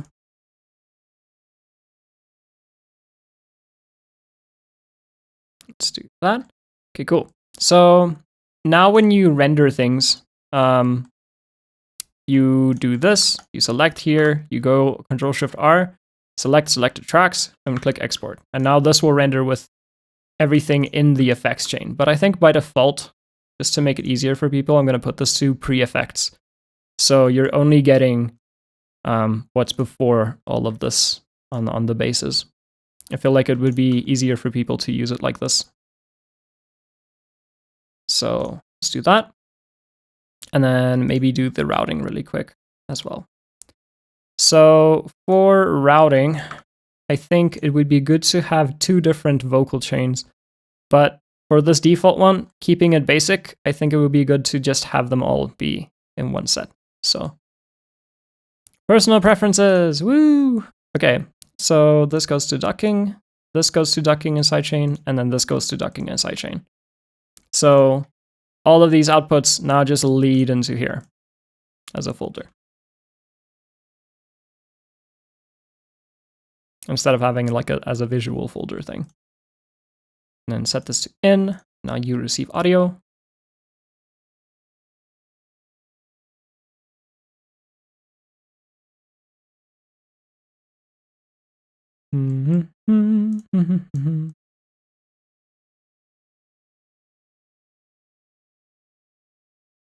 right. So something like this. And then let's just make this nice and thin. So it's just like a folder. Like a nice, a very small track. Just so you don't have to always look at it. Then these can also be not as big.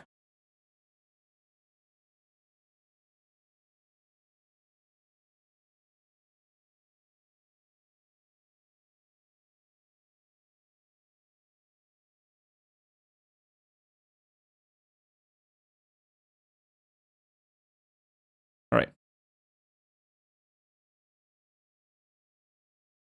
So I'm not going to add any instruments themselves in here. I feel like it would be better for people to like Control-Shift-T and then add whatever they need in here and then save the project again. So this is a pretty bare bones template, just with all the routing set up. And maybe some basic things on like the master and stuff like that, which could help. So 2 milliseconds, the release can be something around like maybe 20. And then our threshold is 100%, that's good. No soft knee. Where is the soft knee setting again? It's over here. No knee. And then peak, and then also after this we do a saturator, which is optional. Digital clip, no color, because color changes the phase. Actually, I'm quite curious. Let's see what it does.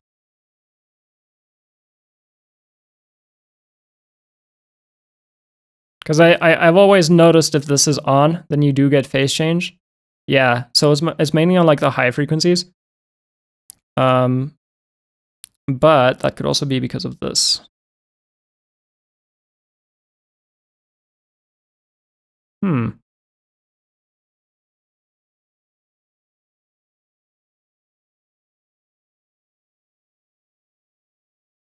So how many? 3. It's 4 samples. But it's not quite 4 samples. Oh, actually, no. This might actually just be a low pass that we're seeing here in the top. Which is 100% true, because we would just be over like Nyquist, and this would be the low pass to not have like fold back frequencies. Okay. Anyway, we could probably just have this not be here for now. So no phase change and just like a good clip. It doesn't need to be intersample perfect.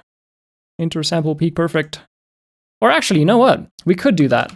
We could have a first saturator, which has a hard clip like this. And this one has the high quality mode.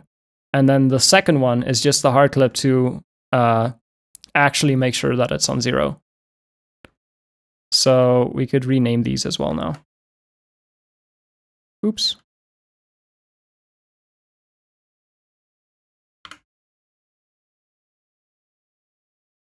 So ISP clip. And then just clip.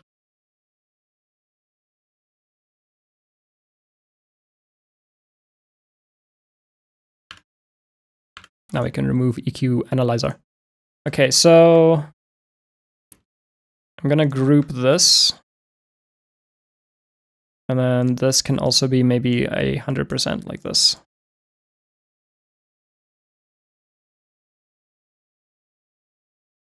Oops. I'm quite clumsy because I'm using the mechanical keyboard. And my cat is like sleeping here, so it's difficult to type around her. Let's just do a clean limiter. So now the trick is that you can have the attack all the way up and then leave the release alone. Or you could have the release on auto. But now the cool thing is you can push your sounds as hard as you want and it'll just clip like into this because the attack is 1 second and very few sounds will be 1 second long on the attack. And then you just bring back the attack and until you hear it like starts working the compressor quite hard, and then you just bring the attack back a bit. And then it'll do whatever on like the clipping stages. This is the big trick for like getting things to be like one of the big tricks to getting things being like extremely loud. You just save your main big chunk of signals, but all your transients just get clipped the heck off. So it doesn't really like matter as much. This is quite similar to how Pro L works in some regards. So and then maybe we can just give people a utility at the end.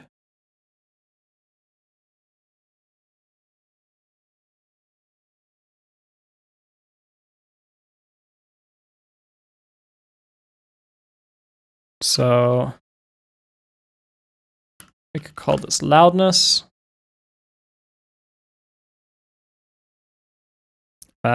This can be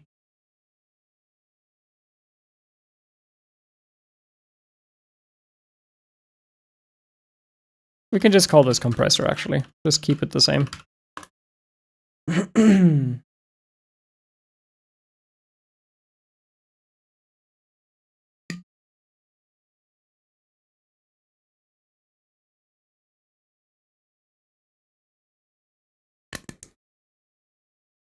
Yeah. Something like that.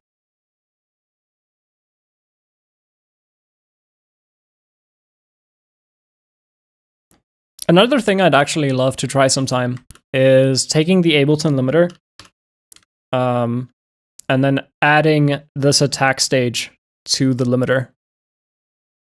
Because there's ways to sort of fake it to do that, but it's you need to do some parallel processing, and it's like a thing. Maybe we can go over that sometime in a future thing as well. So for this render track, let's make this look more like a utility thing by just having it be some kind of gray, maybe a dark gray. But it'll be very invisible. Maybe like just something very soft, like a light blue or something. It's a bit strong. Nope. Ah, this could work. Brown, like a brownish color. Let's put this at the top. So people can just extend this. Go, wah, I want this to be rendered, and then render this out.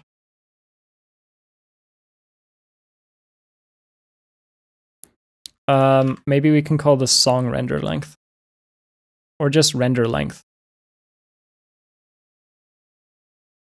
Without like the number in the start, because it doesn't really need that.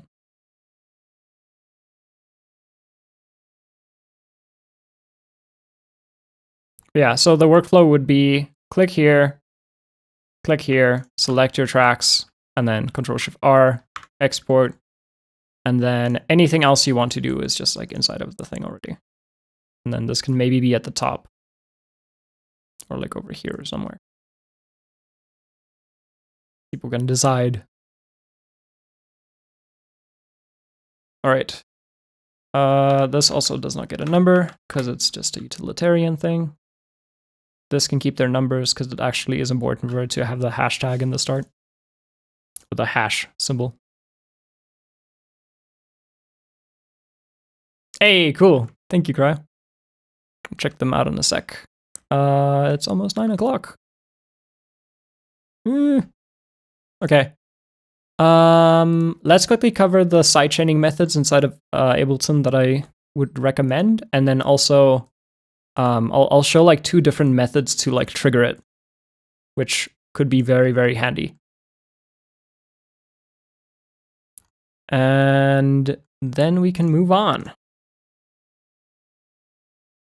Okay, so let's do that.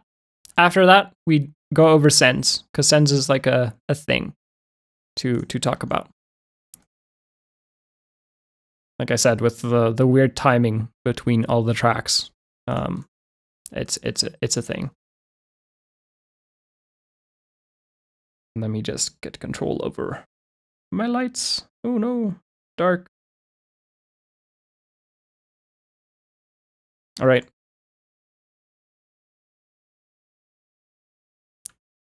So let's just have this be. Can we?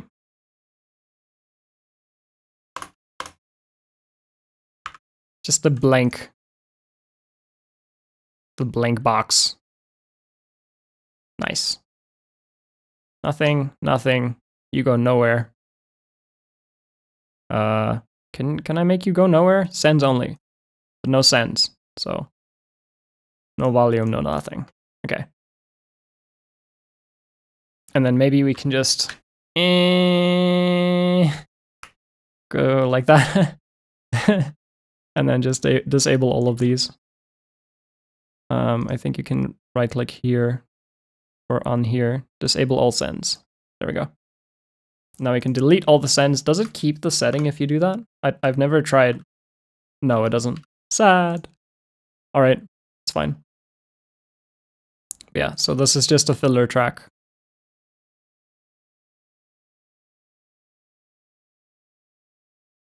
Pretty sure you can't lock anything either. Nope. All right. Something like that. Maybe this can be like a dark gray. And this can probably be like a very bright red. Or something. I don't know.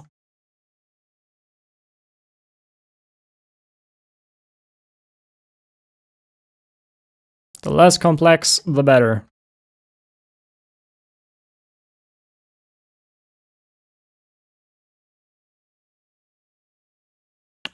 Let's rename this with no number as well. So that that's also just easy to find. And then make this also a different color. Brown also is the top one, which makes sense. Color code this to be this. Nice. All right.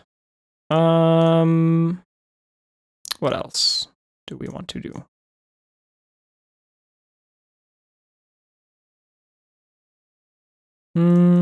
I think that's mostly it, other than like the ducking. So let's quickly go over the ducking like I was saying earlier.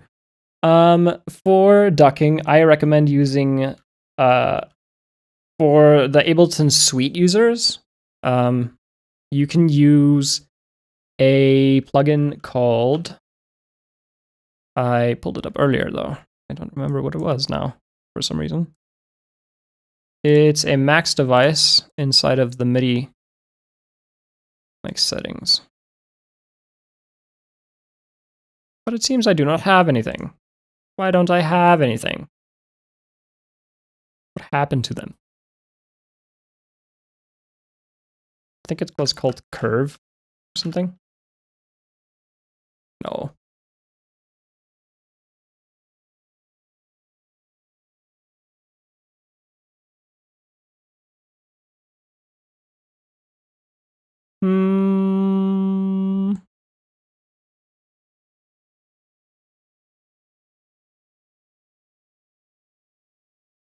Please hold as I scroll through this list.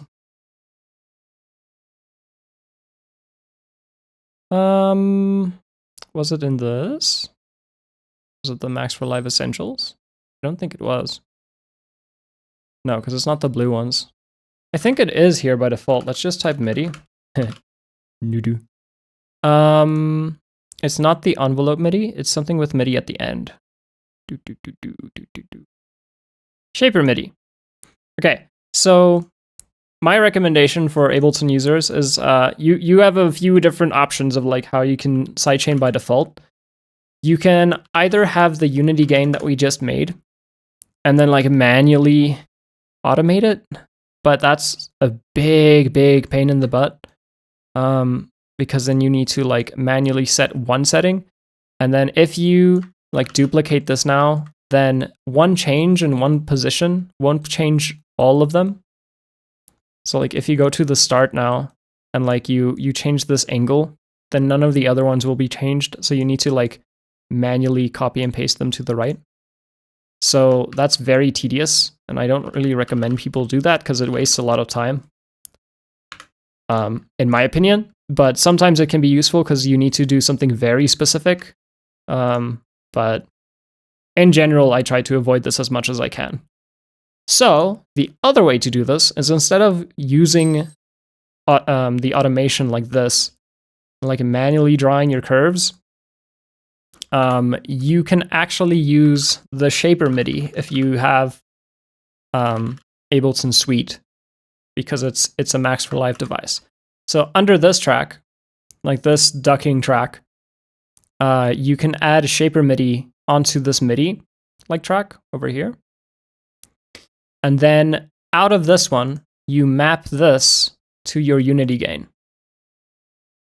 So now, whenever this receives MIDI, if I press M to enable this keyboard, and then press any key while this is armed, you'll see it does the shape for me, according to like a millisecond value. So you can really like own in on the type of curve that you need, and like the exact type of like volume automation that you need to change, to like automate the gain on like any instruments or so.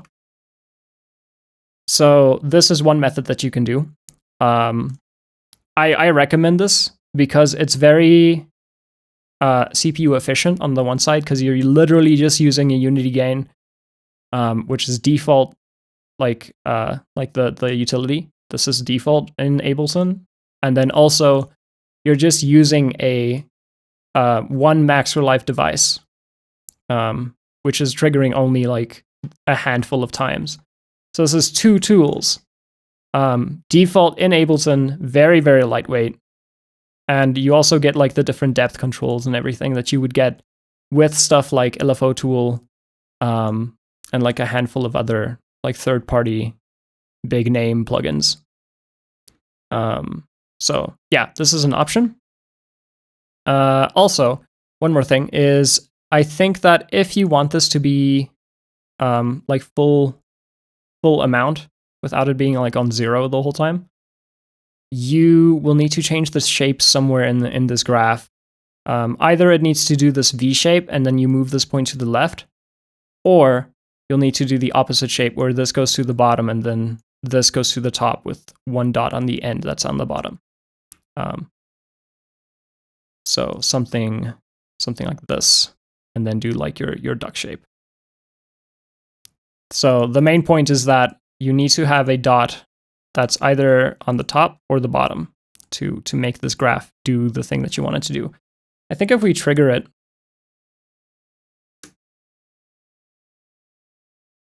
it should kind of do what we want. Also, we need to disable retriggering.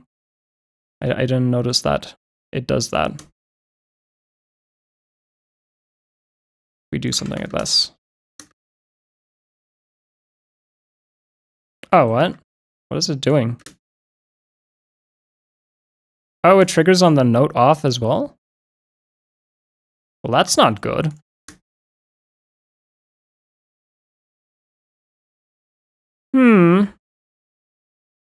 We'll need to change this then.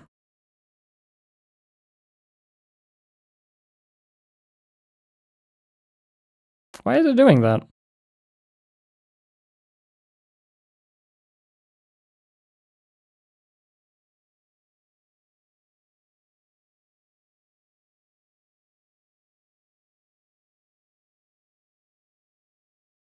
Well, that's embarrassing, but also very not cool of them.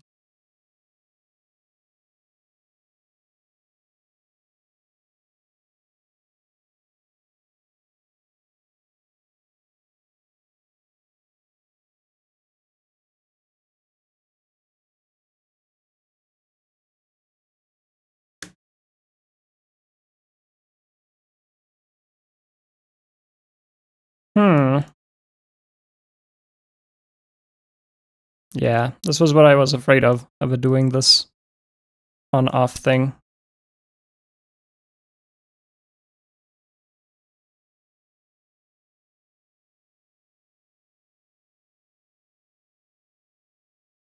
Because what we would essentially need to do is discard the note off, essentially.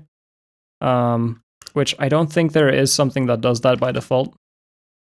Or if there is, I'm not aware of it. Because like the MIDI monitor just shows you when things are happening and not happening.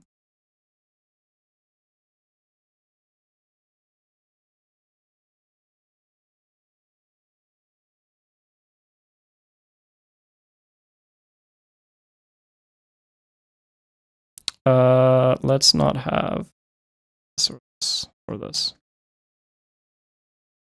Yeah, so there's the note on, there's the note off.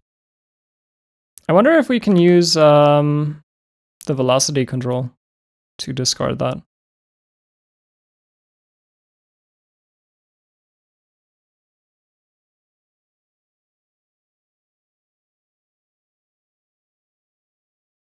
Oh no, because it's not a MIDI device that can go in front of these.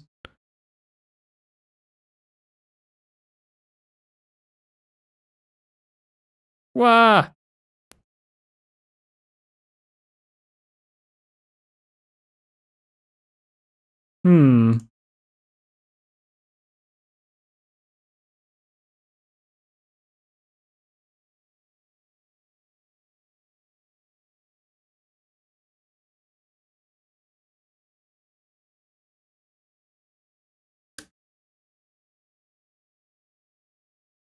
Wait, can you? You can put it in front, because it is a MIDI device. Okay, so now if we do this, or do this,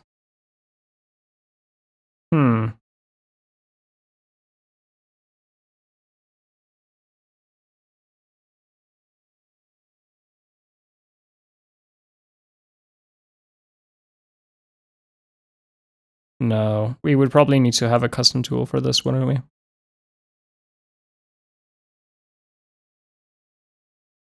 Do.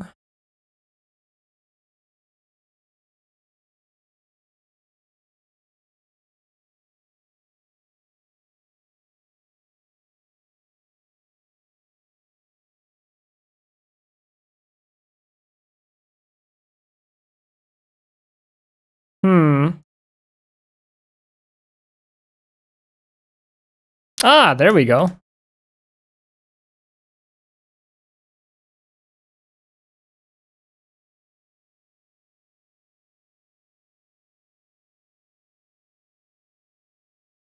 Cool. Okay, so yeah, this is how you would use this then.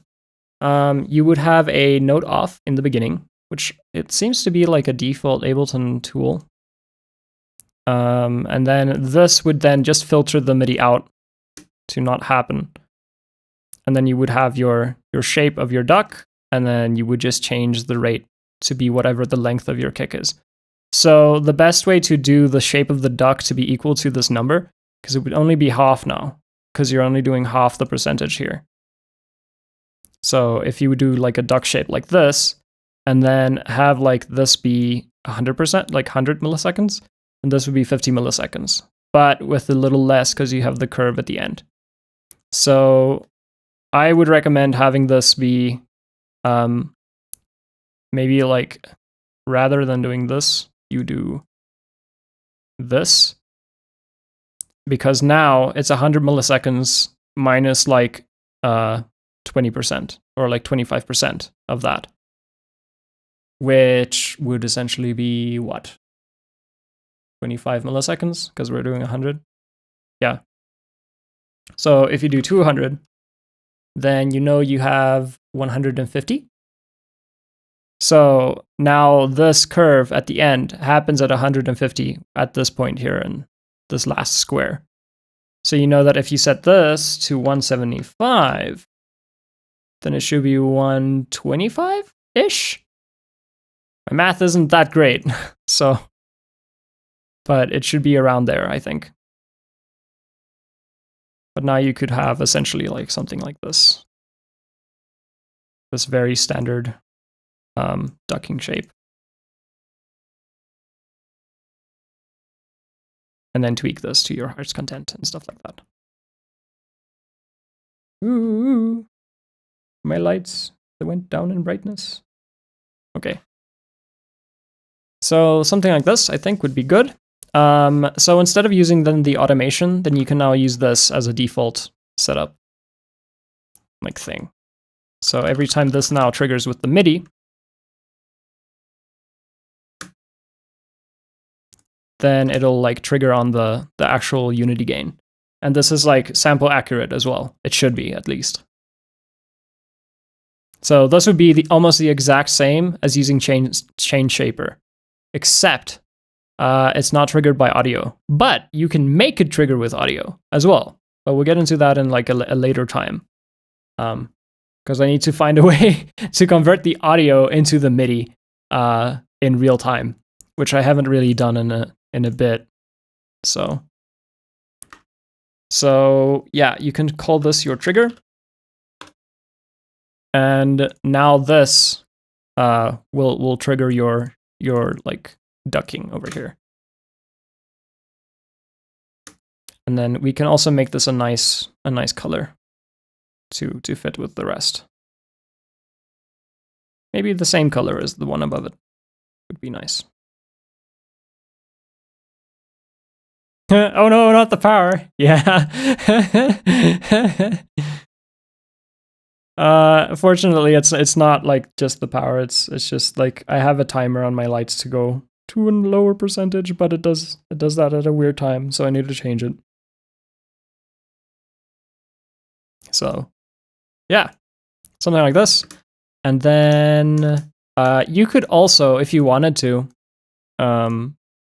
you could like have an EQ here instead, and like have the low frequencies and the high frequencies duck in different times. In terms of like how long they last and stuff like that. So yeah. So we can rename this now because it's not a unity gain anymore. It's a duck. And we can put a little duck icon here because why not? Duck. There we go. Actually, let's keep this just the letters. And then like in here we can, hey, let me rename you. No. Actually, I don't know if this is gonna make it crash. It shouldn't, but you never know with Ableton. So maybe we can just do the duck icon. Yeah. All right, so let's save this for now. Where is... It doesn't know where my projects are yet. It's not this folder, I'll tell you that for sure. Okay, it's over here. And then this one. And this one. And then this one. And then this one. And then we name it. So percentage and then ls template. Or not percentage, like the date typing thing. So yeah, we do that. Let's remap this really quick because it's a duck now. And then now we know that that will break, which was what I was afraid of, but it should still work. Yeah. Hopefully it doesn't crash because of this, but it shouldn't. In theory.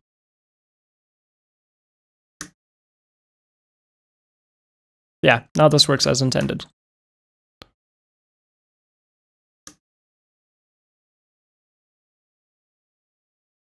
All right. Yeah, cool. Now you can just like change the shape, make it like nice and round, whatever you would like to do for like the ducking shape. We could maybe leave these more or less like this. Maybe default default height. Something like that. Cool. And then let's go on to the second type of duck that you can do. So a second method, which is not so common anymore, but it used to be like a few years back. You set your compressor to infinite ratio, 0 attack, and then whatever the amount of release that you need, depending on the sound's input, to just make it like smooth. Because if we take just like any old kick, so let's do, why not? If not, why not? So, here, over here. I'm doing this the very long way, but why not?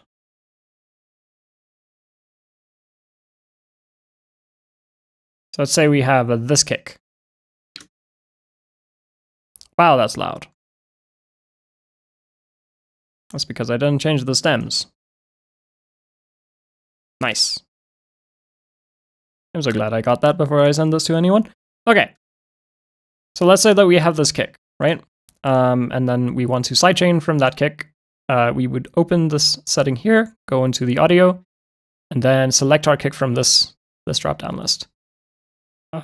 We can see that this is on track 14. So now if we hover here and we type 1-4, we can just like immediately go to that track and press enter. And then after you do that, then it now will be linked. So you can then pull this down, and then it will compress according to whatever that is doing. You can make it just trigger to the click as well, if you high pass it, obviously, by using this setting. And yeah. After that, you just set your release time.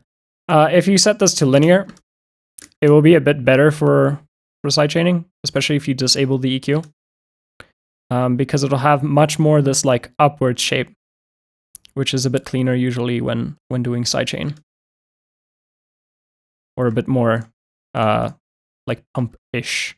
Like if people talk about it being pumpy, then it's usually about like what this curve is doing and how long this curve happens. So yeah, basically this is what you would do for the compressor setup.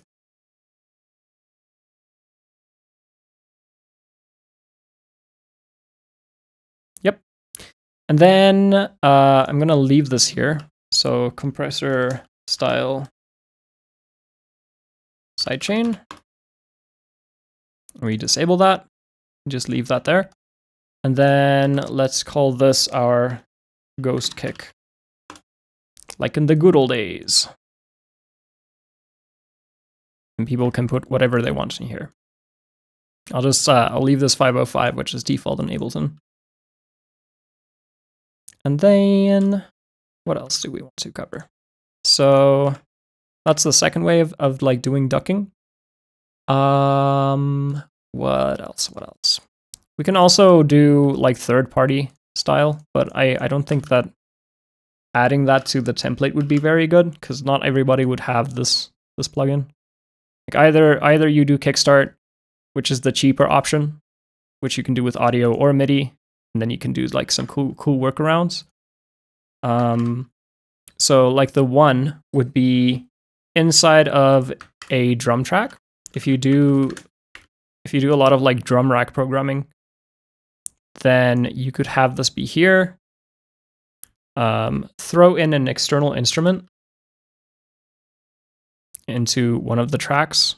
So like maybe if you go to this track and you put it on B, and then you hold shift here or like control or one of the modifiers. I think it's alt for this one, yeah.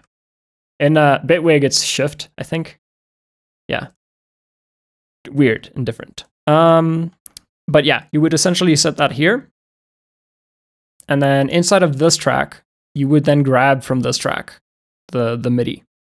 So inside of the drum rack, you would see external instrument, which you can just rename to trigger.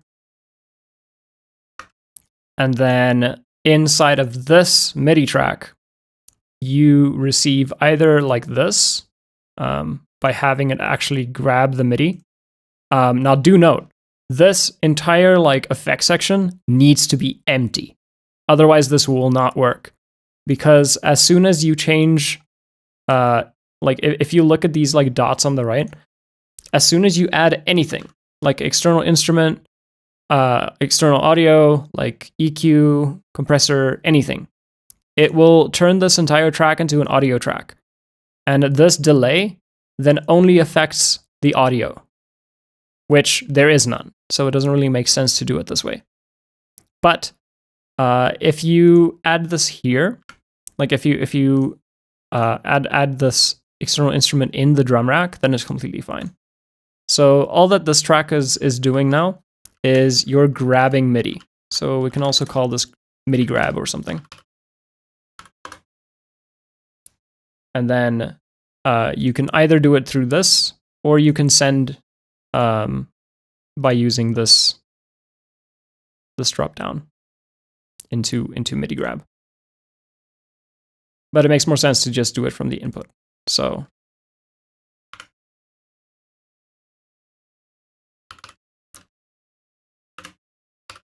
yeah, you can do it this way, and then you can change the amount of latency over here to match whatever you need for triggering audio. So in here you can then have this go out into your ducking sidechain bus, and then that would then automatically pull from everything that you need.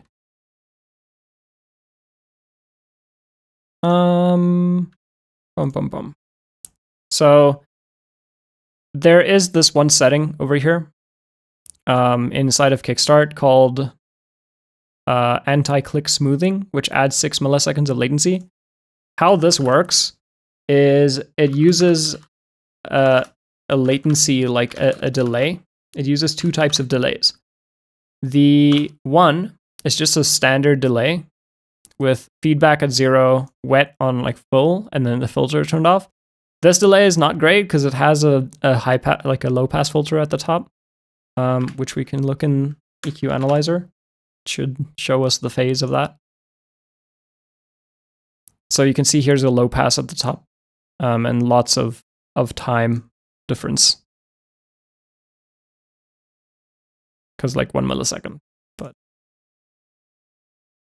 you can see there's the phase change from this low pass, this slight shelving filter or whatever is happening on the delay. So instead of using that, you can actually use echo. And then just have 0 feedback, very small time of like 1 millisecond, full dry wet, no filters. And then it should not have any filter at the top. But it kind of does, which is funny. Because my other test was like, echo doesn't have that. But apparently it does. Whatever. Yeah, so inside of mutility, which is really like super clean, and this is a free tool, you can set the delay to be 6 milliseconds on here. Then duplicate this to the right. And then on the one that's on the right, so just close and open it again. Then you can click report as latency. Now what this does is the first track adds a delay to the audio. So nothing in terms of the other tracks changes. But then the second one, so like you would have this first delay. It would delay the audio, and then this Kickstart plugin would then, in a later little like space here, would do the processing because the audio would be late. Then you compensate for that by pulling it back again to the left. But because audio can't really like move to the left, you can't process things earlier, it moves every other track into the right like direction, which then does that entire like latency compensation thing. This is how latency compensation works in plugins. Or like if you ever like look at when you hover over a plugin and it says like it has some amount of samples of processing, then it's very likely that it's doing this delay system just to finish doing its audio processing at some point and then spitting it back out. So yeah, you can do that. You can do that for like the duck one as well, like this entire like default setup. The only thing is that I have not found in Ableton a way to report latency manually. So I'll need to do some research into finding if there's a Max for Live device that can do that, or if there's something else that you can do for that. But that's how you would approach just having a trigger be a little bit earlier without doing like some special tricks otherwise. Yeah, so that's what this is doing, essentially. When you move this MIDI back, you're moving every other track's time in audio to the right. So essentially here, we're adding 5 milliseconds to every other track. So if we select these, like this, and then we set this one to 5, and this one to 5, and this one to 5, then that would be the same as setting the 1 to negative numbers. This one. Because essentially it would just be left alone. Like this one over here. This MIDI grab one. But yeah, so after that, you could then sidechain with Kickstart, and all would be good with the world.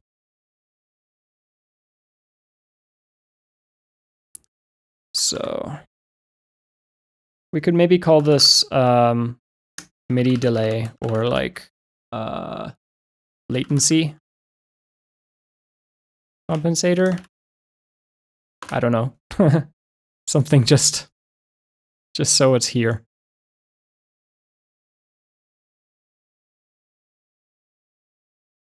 All right. So that can exist in this project, I think. We could leave Kickstart here and then also Shaper Box 3 or something. So this can also just receive MIDI, and then what you would do is in here, like for this MIDI track, you can send this out again. So you can make another MIDI track, have this, instead of going out into that plugin, have this go into this MIDI track over here. So select this, go to MIDI latency compensator, post mixer, which means that if you solo something, then it'll just mute it. And then have both of these be in. So now it grabs this trigger, sends it over here into this latency compensation like spot. It compensates the delay, and then it sends it out again into this next track over here. Now the cool thing is over here on this like last track, now you can do the external instrument again as many times as you want, because now your audio is already compensated for, like your MIDI is already compensated. But now you can send it wherever you want. So you can make a group and then copy paste this external instrument as many times as you need to trigger in all the right spaces that you need with this delay enabled. So this would be essentially the way to do like MIDI compensation like this, where you like send the trigger a bit earlier, quote unquote, earlier. Yeah, so this can go to Kickstart 2, and we can call this Kickstart 2 MIDI or MIDI Kickstart 2, and then copy paste, and then call this one MIDI Shaper Box 2, or no, it's Shaper Box 3.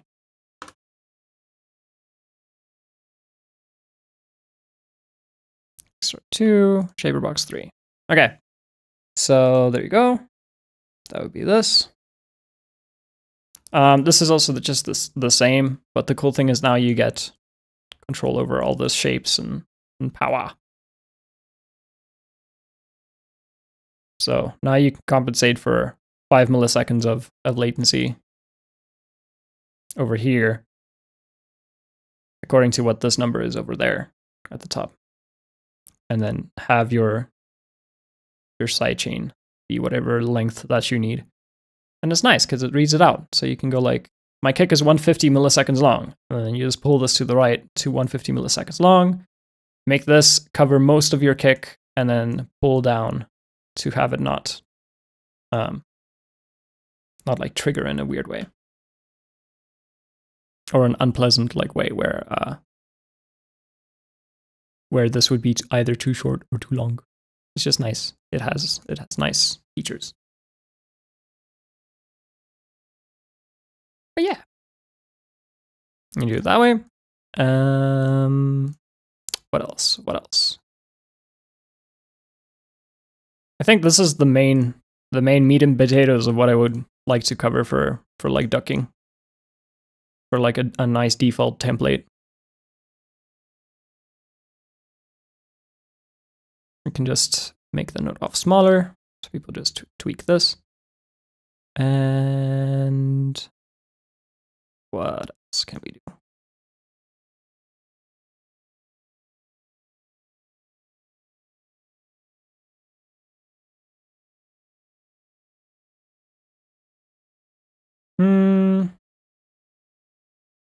We could essentially use a compressor as a visual trigger by doing this, and then just have no like dry wet. So over here, we would have all our kick drums on like C, and like these C tracks and whatever.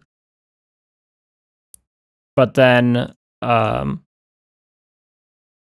out of here, like over here on the duck, you could then have a visual representation of that kick shape.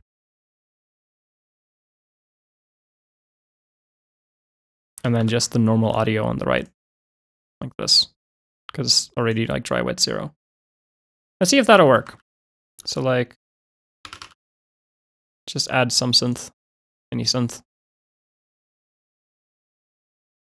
It's M.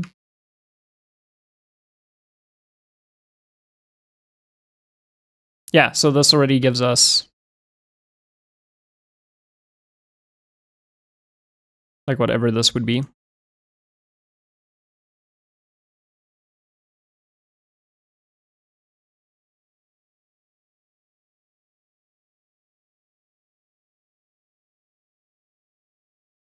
Although, do we have is the envelope a default thing? No. It's a Max for Live thing. Because you could also just do an envelope follower and just have this be a visual representation. But unfortunately, that is a Max for Live thing, so that's not gonna fly. Yeah. Anyway, that would be kind of the way of doing things as well. That could be an option. I'm trying to think of like any visual representation that we could have for users, like having visual representations for when it ducks and then when the kick comes in. But I don't think there's any default Ableton things that can really do that in terms of time. So like having an oscilloscope, because Ableton doesn't really have any oscilloscopes other than like the rectified waves inside of the compressors and stuff.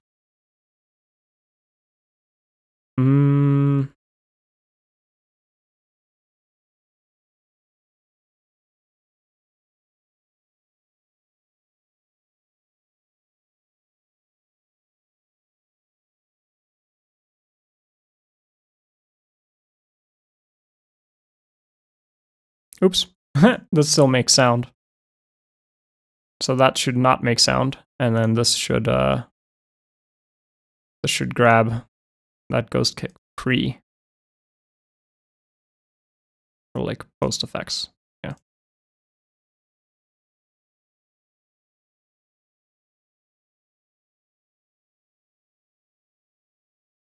Yeah.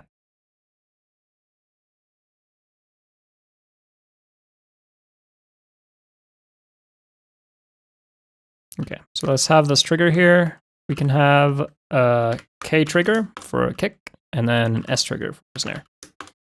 Although I would like to keep this very simple. Maybe we can have like 2 versions of it with just like one has only one trigger for the template, and then the other template could maybe have like another trigger. Something. I think that would be fine. Oh, also, I've never tried this. Can you actually link 2 different like things to one control? I don't think you can. Not by default, anyway. I think you need a combinator, like one of those combination, like combo math.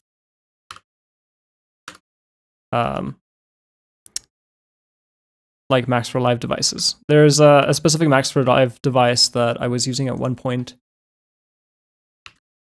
I think it literally was just called Math.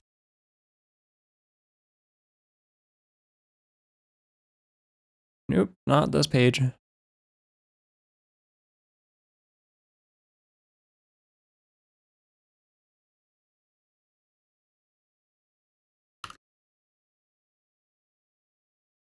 Let's see here. I'll bring it over here. You can also see. Let's go look for it. It's somewhere. Is it this one?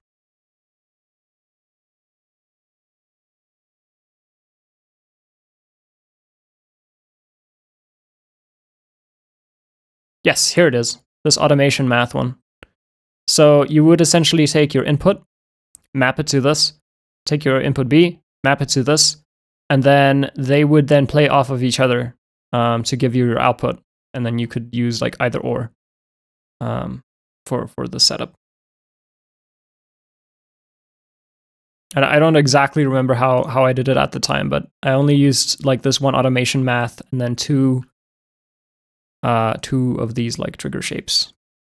Like something similar to this. It wasn't this exact shaper MIDI one, but this should work actually much better than the thing I was using at the time, which was like another third-party thing.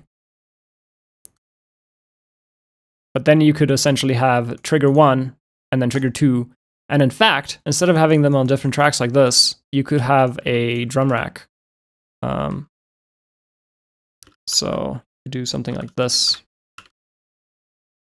And then just have this entire thing be in there. Oops. If it'll let it. Yeah, it will. Okay, cool. So you could do this and then external like instrument this out. Or actually no, because this is automation. Like automation based. Which honestly, I haven't tested. I haven't tested if this would work like well in time. It should. Oh, but it's actually MIDI based, even though it's doing automation for us, because the trigger is actually MIDI. So the timing actually gets defined by this MIDI trigger. Yeah, this is cool. So this would actually work really nice. You could have 2 of these shapers. The one shaper like takes whatever this shape is, applies it to one volume knob, and then you have another one on the other end, and then this would be like your kick and snare MIDI. I don't think so. This would be bad at all.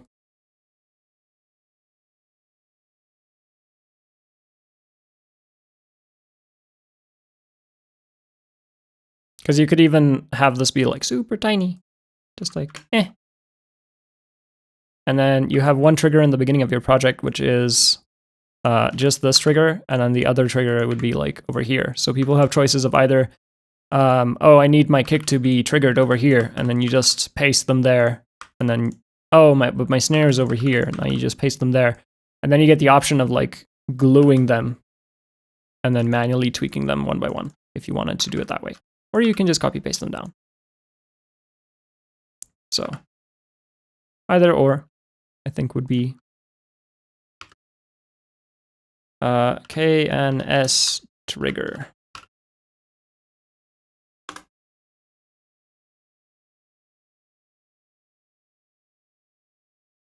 Yeah, so this would be an option for like a more advanced setup, I think.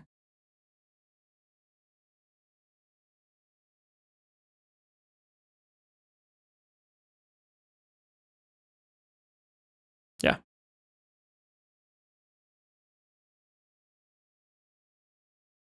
Loop. I'll revisit that at some point as well. But yes, I think that this is mostly the things I wanted to cover. Let me see if there's anything left in my list. So we covered how to do some routing and then some things that like are like a thing about the routing. We didn't cover sends. I'll cover sends in a future thing, I think. Like these return tracks, because they have like weird quirks inside of Ableton or inside of Live. So they're important to know, I think, for most people to understand that they're there, and these types of quirks just will exist in the program until the devs actually like get the time to fix it, which all has to do with like the public relations stuff and like all that business of what they have to focus on in their side. So yeah, I'll save this template and then I will send it for people. But yeah, so sends next video, like sometime. People want to see that. We covered how to do routing, like the entire routing system for like this render at the stems render over here. So you can just select this, Ctrl-Shift-R, have these selected, and then it'll like render them out like that. So you have a quick render system for making like project stems, which is really, really fun and really great. And then this is just a spacer. You can select the render length like this. This is an Andrew Wong tip. And then we have the ducking setup. I think that we just need to remap it though, because I think it got broken somewhere in the entire like fixing of things. So that's set up. This is already routed. This should be fine because this is muted up here. Yep. And there is a nice limiter over here. I think that I covered most things that should be in this type of template.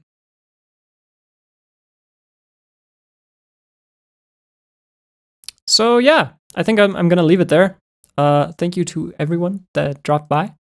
I think I'll definitely do another stream of this, maybe more streamlined, and cover this in a bit of a more like organized way, because like I think it was a bit chaotic with needing to reinstall like Ableton Suite, like just the normal version. But I'll keep that type of stuff in mind in the future, for like if I have any beta things installed, which can't be showed. And then also I'll just like rehearse like talking about the things of over here and make like actual videos for them.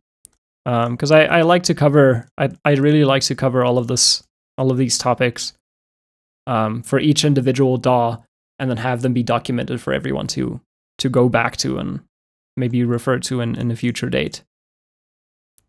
But yeah, thank you to everyone that dropped by. Thank you for the day. And guess this is me signing off. Cheerio!